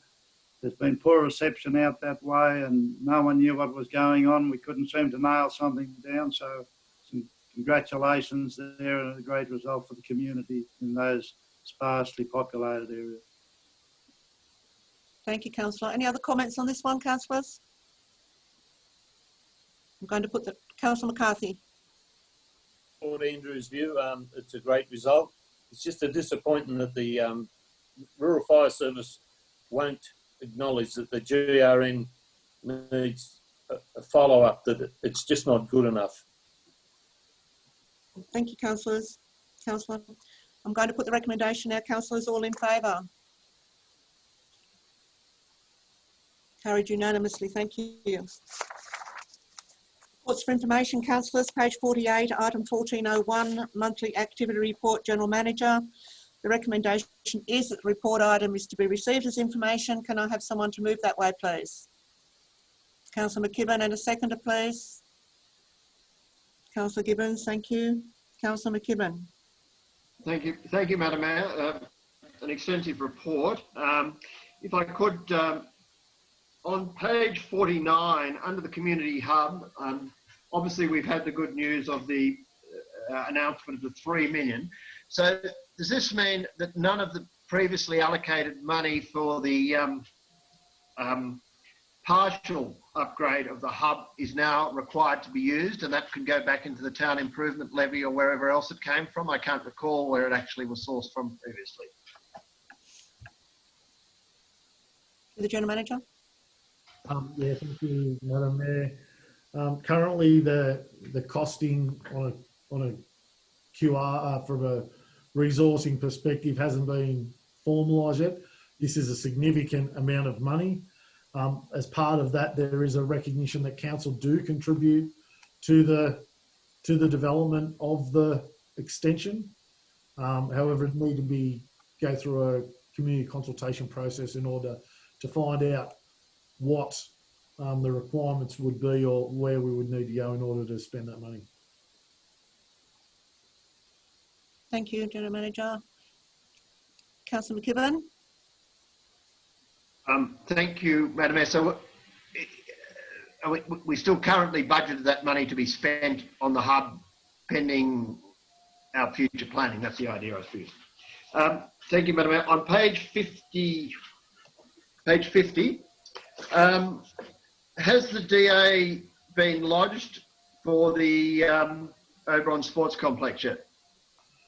Through the chair, no, it hasn't, given the current circumstance that we currently find ourselves in. We're also in the process of a grant that we've lodged with the federal government to try and shore up that investment. However, a draft has been provided to us, and we'll be looking to try and activate that. However, given the current circumstances, we didn't want to seem to be pushing that in a non-communicative way, if I can put it that way. Do you mean pushing it with the federal government? No, I'm through the chair. I mean pushing it in the way that consultation may be considered to be minimised because of the current COVID situations that we find ourselves in. Thank you. Councillor McKibben, are you still going? I'm understanding that, but yeah, I may address that the next few days with the General Manager, because I didn't quite hear all that. But anyway, the item, page 51, the town improvement levy application for the common, that is 519, about just above halfway down the page. So is this trial going to commence in April, or will it have to be deferred? Through the chair, the towers are going up as we speak. We were just waiting for a crane to be sourced at a practical and reasonable rate, so as the common as well as Burringer can be put up. As soon as that's in place, the 90-day trial will begin. Thank you, Madam Mayor.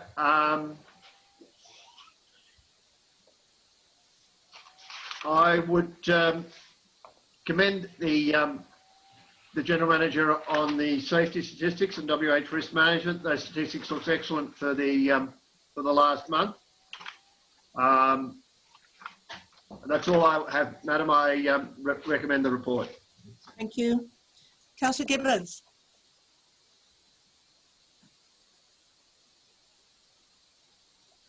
There's been about 8 separations from December now through to the start of April. Is that across the board, or internal or external, or there's a few gaps there to fill? Councillor Gibbons, I think we missed the first part. I think you started to speak before your mute button was off. Could you start again, please? Just page 54. Yep. Just the employees record there. We've had 8 separations from December through to the start of April. Yeah. Just wondering, are they internal, external, or across the board? The General Manager, through the General Manager. Through the chair, I think I get the gist of the. Did you hear that? Just after an explanation as the general manager. Yep. So through the chair, yeah, there has been some replacement across the board. As you can see in recruitment part F on the next page, there are a number of positions that we are looking at going down that path of. In our current time where we have restrictions on the things that we can do, I think it's prevalent to a council to be very aware of a situation. So we're looking to basically slow that transition, but we'll be looking as part of our reactivation plan to have those positions filled. I think the question was, were they indoor or outdoor staff? Through the chair, across the board. Across the board. Thank you. Yep. Councillor Gibbons? Just page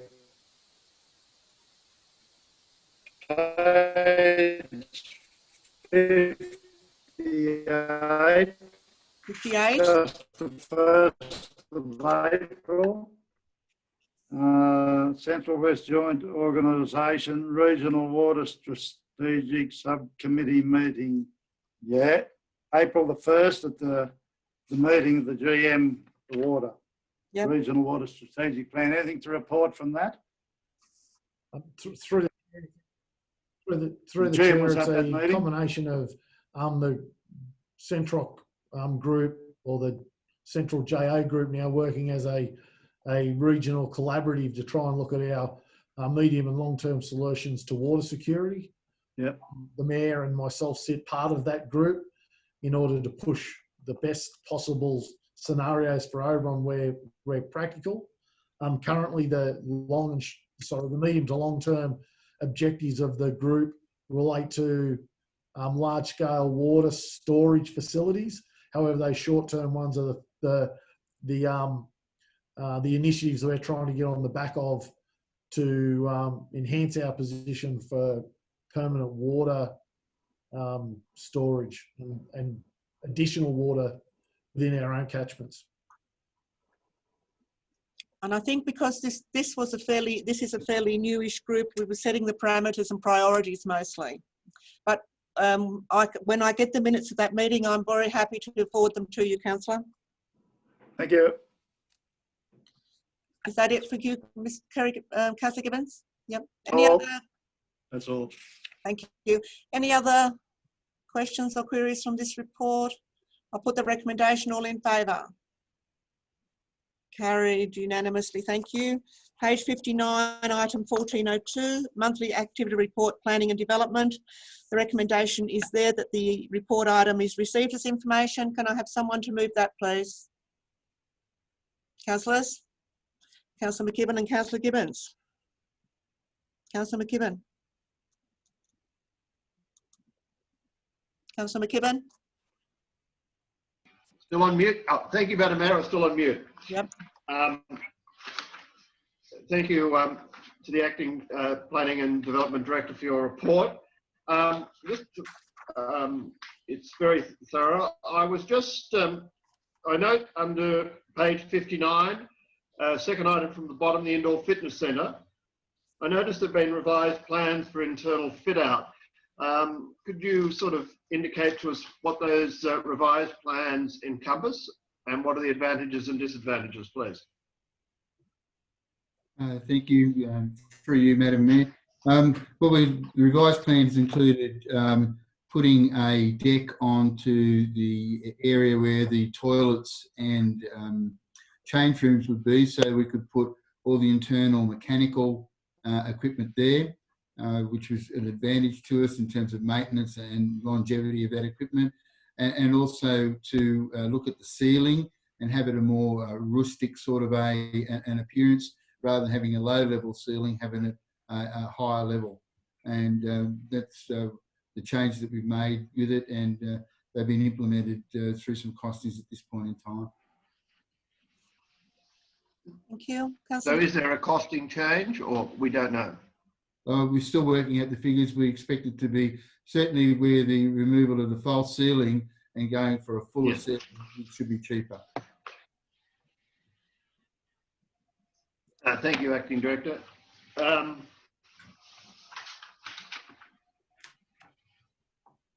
I think most of the other areas, some will deal with grants, I'll deal with under the grants, but I recommend the report, Madam Mayor. Thank you, Councillor. Councillor Gibbons? See the work that's going on. Sorry, Councillor Gibbons. Could you please lift your head?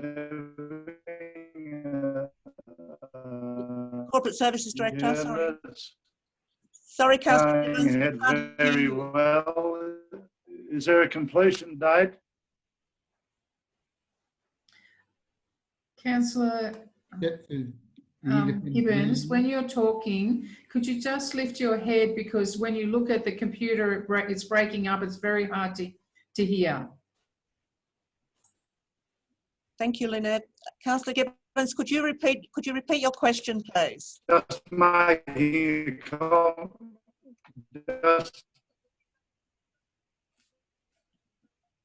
Sorry, Just Councillor. making a comment on the independent living units that seem to be going up quite well. I'm just wondering how they're progressing, and obviously can't hear me. I Could can be hear a problem. I know some of the other councillors have froze on me and I haven't been. You can hear me. I was just wanting a report on the independent living units. Thank you, Councillor Gibbons. I'll go to the Planning and Development Director acting.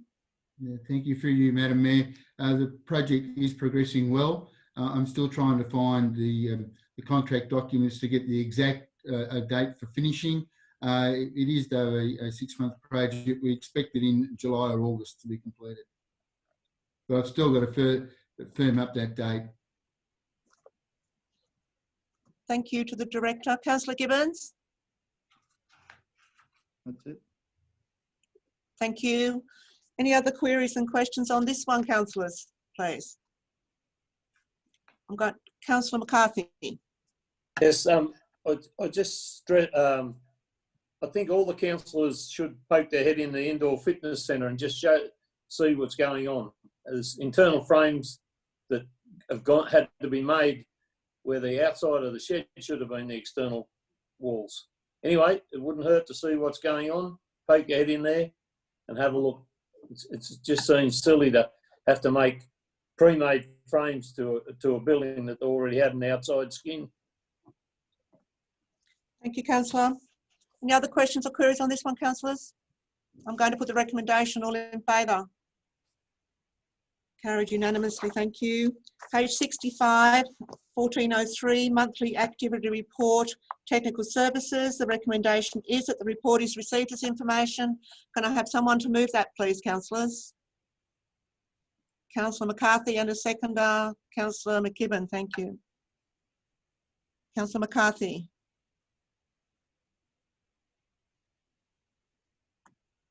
Councillor McCarthy? It's pretty straightforward, Madam Mayor, the report. Thank you. Councillor McKibben. Thank you, Madam Mayor. It's pleasing to see that the Boyd River Bridge replacement is being looked at, and the cost is all going to be claimable under Section 44. That's a third to halfway down page 65. There's also been quite extensive grading, and I noticed that drainage pipes on Gerong Road and particularly Isabella Road have been replaced, which is excellent news, because there's been quite a number of people raising those issues about those pipes for some time. I'm just wondering, top of page 67, if there's any update on the sewer monitoring equipment data collection. Has the analysis been finalised, and have we, has it come within range or is it out of range? I know this is an STP committee issue, but as it's here, I would just like to ask the General Manager. I'm quite happy for the Director to give an update. Director, sorry. Yeah, through the chair. At this stage, yeah, look, the analysis has done what it's set out to achieve. There was some question around organics within the sampling, and we think that we've nailed that down to some of the discharge from the water treatment plant as a result of committing to that. So we're getting closer with DPI and satisfying the total volumes and alike. So yeah, look, it is moving forward. That's good news. Have we heard on the second last item on page 67, have we heard any update from RMS?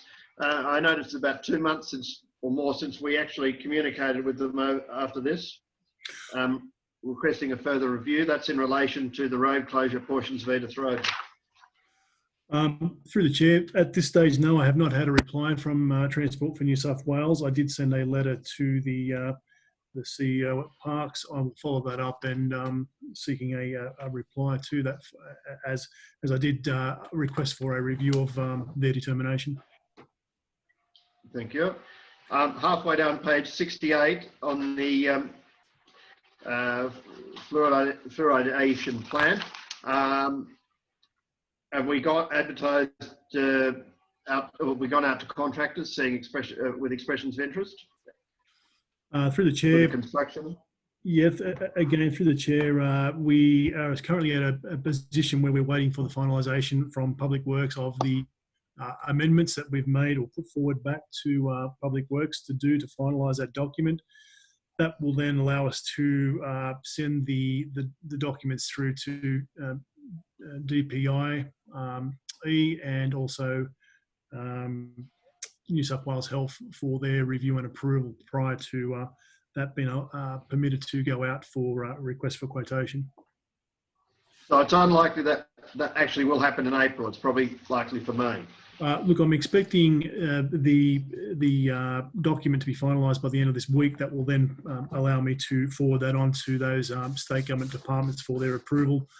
Look, it's still anticipated that we can hopefully get some approval before the end of April. That's what we're anticipating. But look, I can't give you a firm date at this stage, to be precise. Okay, bottom of page 69, the GPS systems required under our chain of responsibility policy. Where are we up to with that? Have we actually got some? Have we actually obtained, or have we got a company who's going to install them? Yeah, through the chair, we have engaged a company formerly known as Pinpoint, which are now Netstar. They have provided quotation and are ready following the COVID-19 crisis to be able to appoint their technicians to come to site and commence the installation on the heavy vehicles stage of that work. So when do we anticipate that starting, and when do we anticipate all vehicles will have it installed? At this stage, we're aiming for toward the end of this month for that to commence. Following the availability of the technician, given the COVID crisis, they are experienced delays like every other business at this point in time. Okay, so likely to be 2 months? Look, I'm hoping, early May at the latest. Okay, thank you. And 2/3 of the way down page 70, have we advised, or has the council, either through you, director, or through the mayor, or through the general manager, have we advised the federal member that we were not successful with tranche 1 and that we have applied for tranche 2? Just to keep the federal member advised. General Manager? Through the chair, that Andrew is aware of our failure. We haven't formally done it, but I'm more than happy to do that tomorrow even. I think we should do formally say that we haven't been successful, but we are applying under tranche 2, and that when it was submitted, it's just general details. I think it's a good idea to keep the federal member advised on this, because he was briefed extensively on the Campbell's River Road deviation and the works there. Okay, I think that's all, Madam Mayor. I recommend the report. Thank you, Councillor. Are there any other questions on this one, councillors, please? Councillor Gibbons? Yeah, just on page of 72, there's good pick up there to the work we're going to be doing on the Castlereagh Highway, just a comment that there's 2 months work there and good experience for them all. So well done. Thank you. Councillor. Yes. Any other comments, councillors? I'm going to put the recommendation. All in favour? Carried unanimously, thank you.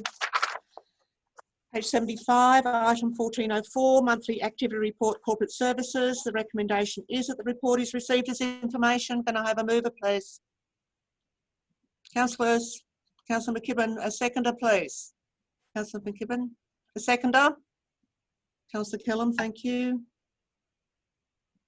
Councillor McKibben. Sorry, thank you, Madam Mayor. An extensive report from the Director of Corporate Services. Obviously, there's been a huge impact on, library attendance and those things that require face-to-face. But obviously, everyone's been working around it in compliance with the COVID-19 restrictions, and online experiences are becoming the norm, as we're all aware. So I commend the staff in the library and everywhere in working around this very difficult time. I note on page 77 the ageing of debts, that we've still got quite an extensive total of unpaid instalments from instalment 3 for this year back through to previous years. And I noticed from an email previously that we are seeking to recover a lot of this debt, and we have been successful, but we've still got a long way to go. We just need to plug on with that through our debt recovery people. Thank you, Madam Mayor. I recommend the report. Thank you, Councillor. Councillor Kellam. Support the words from Councillor McKibben about the library staff, and I think they've done a great job. And 216 new members in March. Well over 50% of the population of Oberon is now members of the library. Thank you. Any other comments, councillors, on this one? Any questions? Put the recommendation. All in favour? Carried unanimously. Thank you. Page 82, item 1405, statement of investments. The recommendation is that the report is received as information. Can I have a mover, please? Councillor McKibben, a seconder, please. Councillors, can I have a seconder? Councillor Doney, thank you. Councillor McKibben. Thank you, Madam Mayor. As I spoke previously, I'm foreshadowing. I recommend the report, but I'm also recommending some additional points to this recommendation as an amendment. I think, when would you like me to put that? I can explain that, but I again... to put it now so I can get a seconder, please. Yeah. You'd like me to do it now? Yes, please. We need a seconder before we can start discussion. That's right. For the amendment. So the amendment would be, or the additional points to the recommendation would be that investments of the council, until the council otherwise determines, should be for amounts greater than 250,000 Australian dollars with banks that have (1) Australian government guarantee, and 2 S&P long-term ratings above BBB+, and and for investments of up to 250,000 can be with institutions of BBB+ S&P long-term ratings or below, provided they also have an Australian government guarantee. Is that it, Councillor? If you like it as a separate point, this policy this policy should apply until the council determines otherwise, which is not part of the amendment. The otherwise I'm meaning when the COVID-19 finishes and the aftershocks from it have dissipated, so that we can actually see where the economic situation of Australia and its banks is. Could I see That's my way of explanation. Can we see the recommendation, please?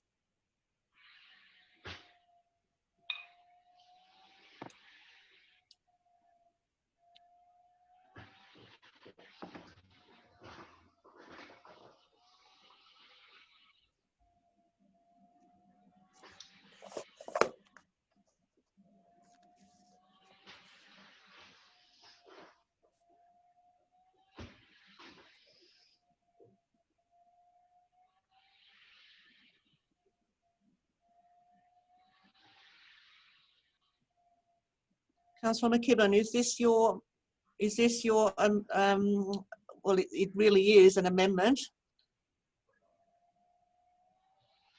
Sorry, it keeps flashing about. Sorry. Is it?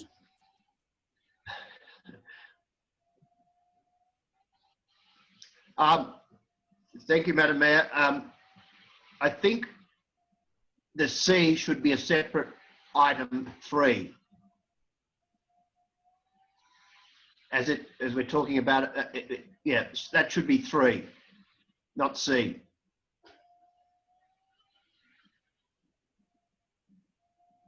Yeah, thank you. And if I could, Sharon, can be with institutions with an S&P.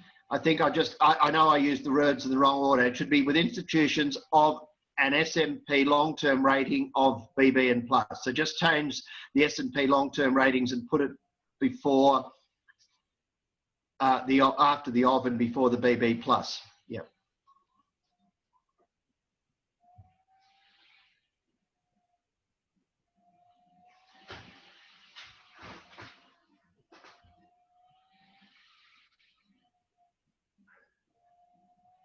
Is that you happy with that amendment? Yes. Now I think in 2, I think what we should do is delete the words until the council otherwise determines, because we've said that in 4.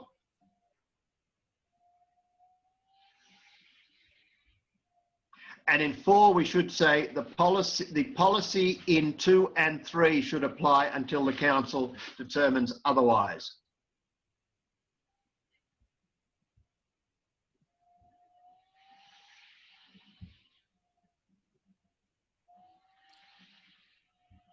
Two and 3. Sorry, it's just flicked off the screen. I was just reading the last thing, if I could, Madam Mayor.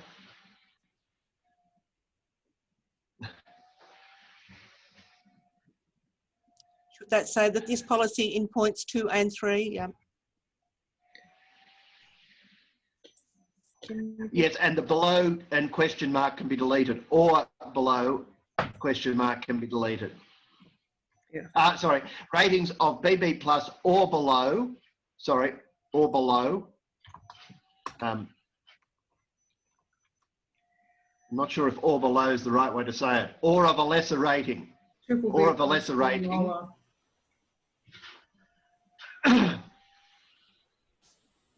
Lower rating.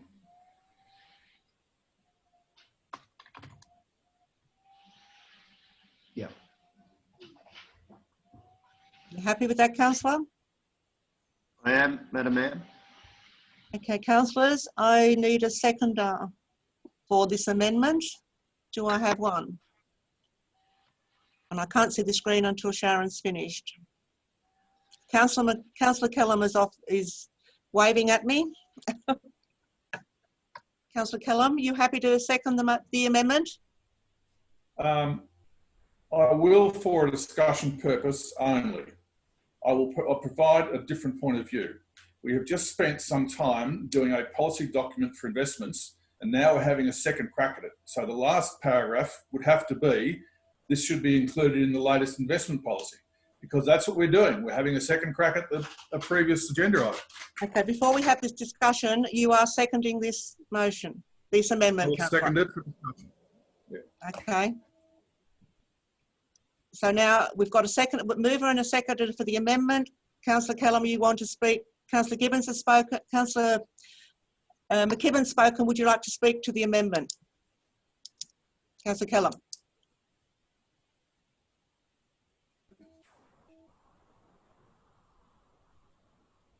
Councillor Callum. Madam Mayor, the amendment I don't have a particular problem with. What I have a problem with is the fact that we just went through an entire financial policy document and agreed to it, and now we're having a second crack. What I can see largely is, in fact, it simply adds detail to what was said in the previous agenda item on finance. Yes, thank you. Would the Corporate Service Director like to comment on this? Through you, Madam Mayor, I believe that this is going to make it very difficult for Council to have a diversified investment portfolio, but that's all the comment that I've got. Thanks. Thank you. Councillor McCarthy. I understand is what we have in 1405 is a statement of investments. That's like a spreadsheet telling us where everything is. Now, Andrew's putting a control device in this report or statement, which I don't think believes that. I believe it should be there. I think it should be in the investment policy if you're going to agree with what Andrew's trying to do. It needs to go back and have it reviewed and added in there. What we have before us is just a statement of the investments, and that's all it should be. Thank you, Councillor. Any other comments on this one, councillors? I'm going back to Councillor McKibben. Oh, sorry, Councillor Doney, I didn't see you. Councillor Doney. Thanks, Madam Mayor. I was just remembering an email from Corporate Services Director. I was not at the last council meeting, but there was one before that noted, I think, that all of our deposits are institutions that have the 250,000 guarantee. Was that correct? Through you, Madam Mayor? I believe that is correct. To the Director, was correct. All right. I don't mind, Councillor McKibben. These are extraordinary times. How long a transition process, Madam Mayor, again through you to the Corporate Services Director, could this take? I know that's based on maturity of deposits, but... Through you, Madam Mayor, this could take until probably February next year at this point in time. Let me just look. It could actually take until August 2021. Thank you, Madam Mayor. I do appreciate that it's not an easy thing, but I still support it as an extraordinary measure in an extraordinary time, because I do think, just as I said last time, after the GFC, everybody lost their head about debt, incorrectly, but they still lost their head. And I suspect they will do that again. So I'm quite happy to support Councillor McKibben's measures. Thank you. Thank you, Councillor. Councillor Capel. Mayor. Thank you, Madam Mayor. I think the Corporate Services Director in passing said this is going to make it very difficult. Could we ask her, please, to enlarge on that statement and why, what she meant? Through you, Madam Mayor, this is going to be difficult because investments under 500,000 are not practical. The interest rate is so low that we probably wouldn't do an investment for $250,000. $500,000 is our lowest investment that we would go. So we would be looking at investing most of our investments in a handful of institutions at this point in time with this restriction placed on us. Thank you. Any other comments before I go back to Councillor McKibben? Councillor McKibben. Thank you, Madam Mayor. I would be prepared to change the 250k to 500k, noting that if a bank does go under, then our maximum exposure over and above the guarantee would be 250k for those, institutions that are BBB plus or less, if that would assist the Director of Corporate Services.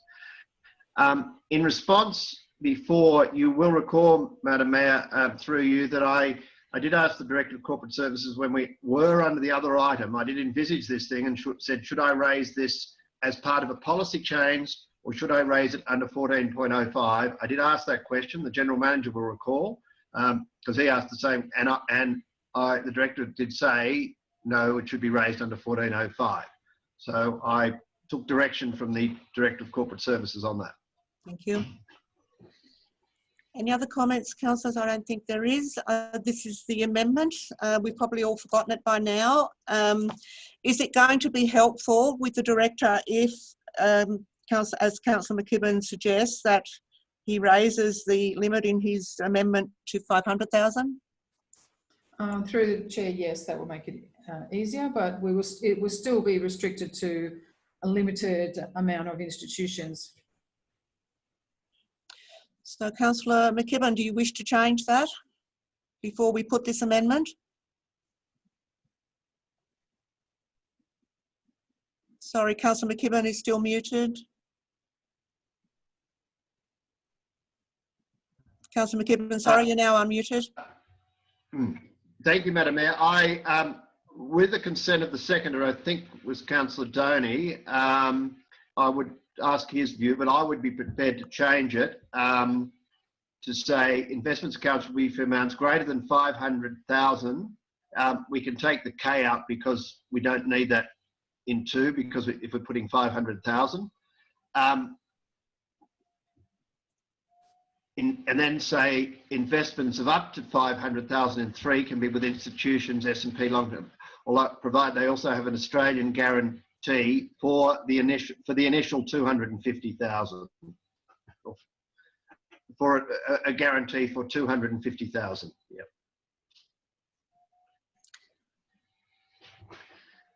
Councillor Kellam. I'm happy with that. I'm happy with that if my seconder is happy. Councillor Kellam. I think. It's Councillor Kellam. Sorry. Yeah, Councillor Kellam.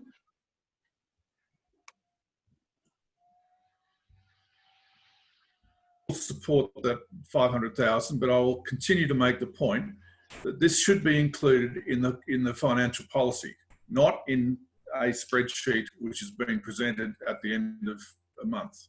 And I think the advice that Councillor McKibben received earlier when we were doing 1303 may have been erroneous because people weren't actually aware of what the nature of the amendment would be. And in fact, I don't see a great deal of difference between this amendment and what we actually put in the table at the bottom of page 3 of 1303, except it puts a few extra numbers in. Thank you, councillors. Okay. General Manager. Just by way of clarification, Madam Mayor, that was the whole reason why I made that statement previously. But I think that council would be of a mind to include this in the investments policy should they come up with these decisions. And I think that would fit within that exactly within that table that we otherwise discussed in the previous policy. Stick with me, 1305, I think it was, Madam Mayor. No. 1303. So could you just clarify what you're saying, please, General Manager? Through the chair, I think that through the change in numbers that the council has proposed, it's simply an addition to the table that exists now in the investments policy. So it's just a continued change of that investments policy to limit risk in those institutions at BBB plus or below. So you're saying that this is already covered in the investment policy as it sits? I can't quite get to where you're going, sorry. No, Madam Mayor, I simply think that this, with the additions that Councillor McKibben proposes, amends that policy, and we should reflect that in 1405 to say that we place these restrictions within the policy for the time being. Council can come and the Director of Corporate Services can provide a report next month to change the policy. It's just that for this time, I believe that Councillor McKibben is suggesting that we limit the exposure in BBB plus and below, and that can only be reflected in the current policy that we have. Councillor Kellam. Issue I've been getting at. This is not an issue of a report. This is an issue that is a policy issue, and that's where it resides. We can put a fourth dot point in there and say that this is to be reflected in the policy 2211 investments. And if you replace the current table at the bottom of page 3 of that policy with what Councillor McKibben has spoken about, that would be the appropriate place to have it. Not as a recommendation or a motion that's hanging in the middle of nowhere. Okay. Well, another tricky one. Councillor McKibben. Could I suggest, we've already changed the table on page 3 of 6, that we put, as I think has been suggested to get over this issue, as a fourth bullet point, that items 2, 3 and 4, as a fifth point, items 2, 3 and 4 be included in policy 2211 at the bottom of 33 at item 3.5e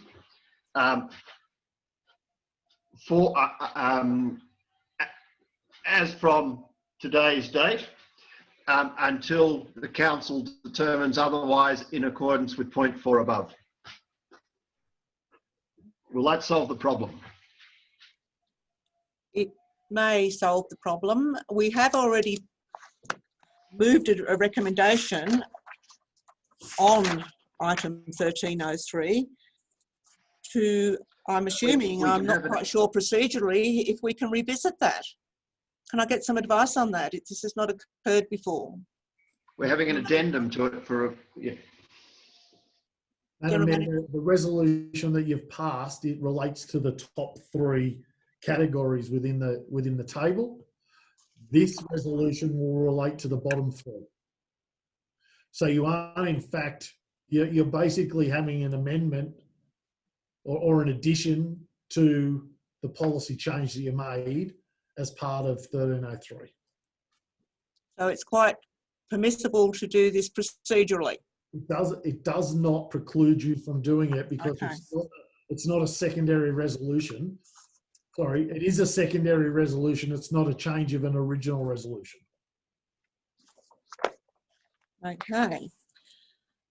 So can we see that up on the screen, Sharon, please, in the revised format that Councillor McKibben has just put there?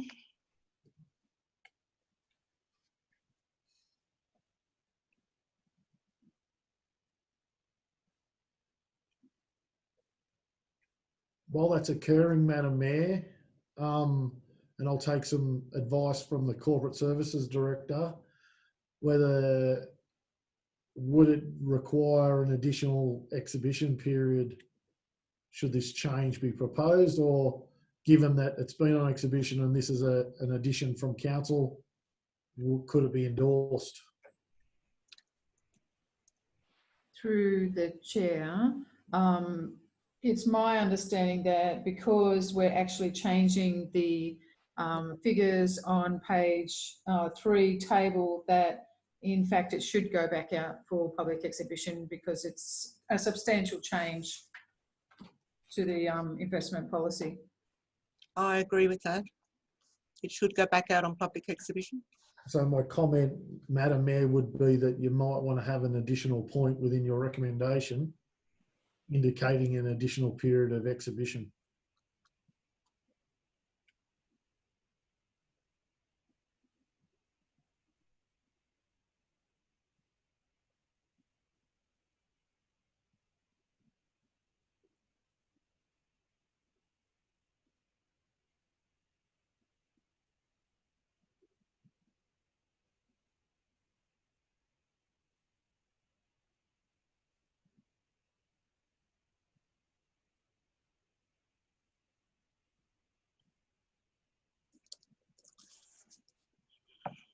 Okay.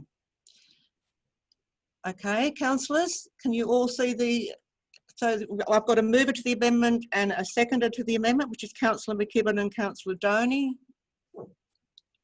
No, that's the recommendation. Are you both happy with that? Oh, sorry, that was Councillor Kellam to the amendment, sorry. McKibben and Kellam. I am happy with it, Madam Mayor. And Councillor Kellam? All right, I'm waiting. Yes, I'm happy. You are happy with that? Okay, if we can get it back up, Sharon, I'm sorry. It's very difficult working like this, I know. Okay, councillors, you can all see the amendment there. And I'm going to, when I get the screen up, I will put the amendment. All in favour of the amendment?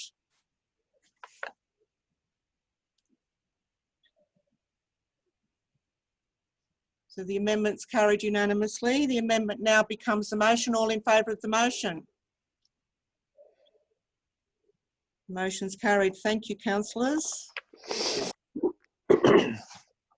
Wow. So was there any other questions? We didn't really get questions on the investment policy from anybody. Is everybody happy with the investment policy as it is?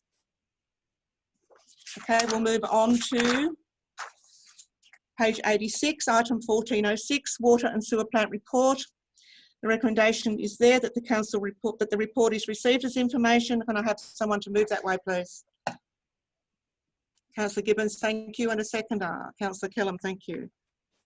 Councillor Gibbons. Detail. Just interesting, if I have it right, that the town consumption is virtually equal to the raw water that Water New South Wales consumes. There's no other takers from the dam, is there? I just did the figures and they're equal, close enough to equal. So in other words, there's not near as much water going out by other users than when there's plenty of water in the dam. Well, other users are on restrictions while we're on level 2. I haven't got information about how much water other users are taking from the dam. We don't get that information per se. We don't get, so sorry, we don't get the water used from the power stations. We only just get it from Water New South Wales. Oh yes, sorry. The raw water. Yes. That's what you're saying, is that there are other users besides Water New South Wales in the town. There are.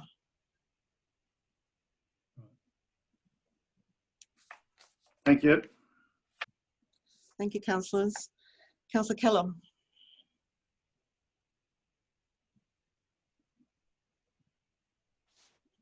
Councillor Kellam.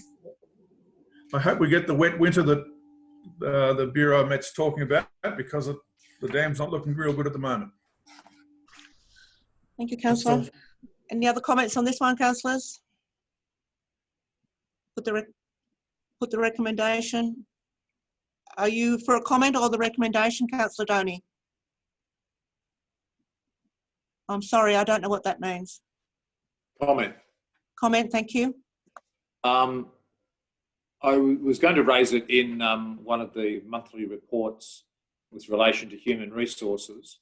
Correct me where I'm wrong, through you to the relevant director. We've lost a lot of external and internal expertise in the water treatment plant in recent times, and I noticed there was a appointment, correct me, to the water treatment plant in the human resources. I was just wondering how we're going there. You know, what sort of human resource capital we've got in the water treatment plant at the moment, or experience. Through the chair, look, yes, we have appointed a new starter. Certainly has a technical fabrication background, has had some previous experience in some sewer plants, but not particularly in the operations side. We believe, obviously, with the calibre of candidates that we've selected the right person for the job. He's quite a young fellow with a young family. Yes, certainly willing. I think he'll be his ability will pick up quite quick in terms of the training that's required. So, yes, he is a little bit behind the 8 ball, but I think that it won't take too long to get him into a capable sort of ability there to be able to take over a little bit more from the actual supervisor for both water and sewer in assisting him. Thank you. Is that it, councillors? Nothing else? I'm going to put the recommendation. All in favour? Carried unanimously. Thank you. Page 88, 1407, water usage drought assistance. The recommendation is there that report be received as information. Can I have someone to move that way, please? Councillor McCarthy and Councillor McKechnie. Councillor McCarthy. Water, so yes, I agree with the report. Thank you. Councillor McKechnie. Yes, recommend that we adopt the report. Thank you. Any other comments on this one, councillors? Put the recommendation. All in favour? Carried unanimously. Thank you. Page 90, 1408, grants monthly update. The recommendation is there that the report is received as information. Can I have someone to move that way, please? Councillor McKibben and Councillor Gibbons, thank you. Councillor McKibben. Thank you, Madam Mayor. A detailed report. I note that there are a number of grant applications pending, and a lot of them have been pending under the since September, obviously December, and I'm assuming that we're not certain with the current COVID-19 and other financial strains on our respective federal and state governments when we may get when we're told whether we've been successful or not successful. Is that correct? Through you, Madam Mayor, the General Manager? The General Manager? Yeah, that's correct, Councillor.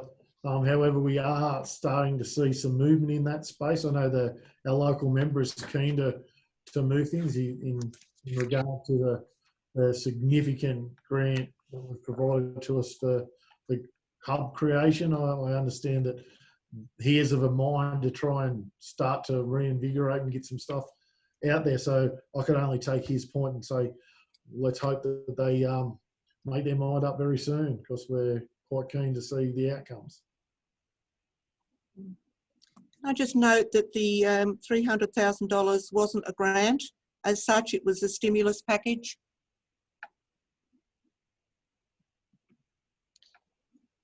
Councillor McKibben? Councillor McKibben? Madam Mayor, thank you, Madam Mayor. Detail. It was the 300,000 or the 3 million we're talking about? Oh, sorry, the 3 million.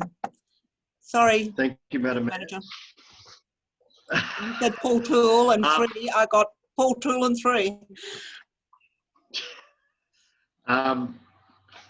Fine. It might be also worth approaching our federal member for the federal grants. Again, as I said, we talked earlier about the Campbell's River Road deviation, and so it might be also worth updating him on the other federal grants we're applying for. Thank you, Madam Mayor. Councillor Gibbons? Yes, great news to see that we've got just about $2 million for the Abercrombie Road for the 21 kilometres of resurling. Very good news, and I think it's a good idea on, page 94, up the top, where we get some external project managers to help us get through some of those grant money and the projects that we have to do there, because we've been really bogged down with a real lot of work, a real lot of grants, and fairly stressful time for some of the managers. And I just think it's a great step to get an external project. That's it. Good report. Thank you, Councillor. Any other comments, councillors? I'm going to put the recommendation. All in favour? Carried. Thank you.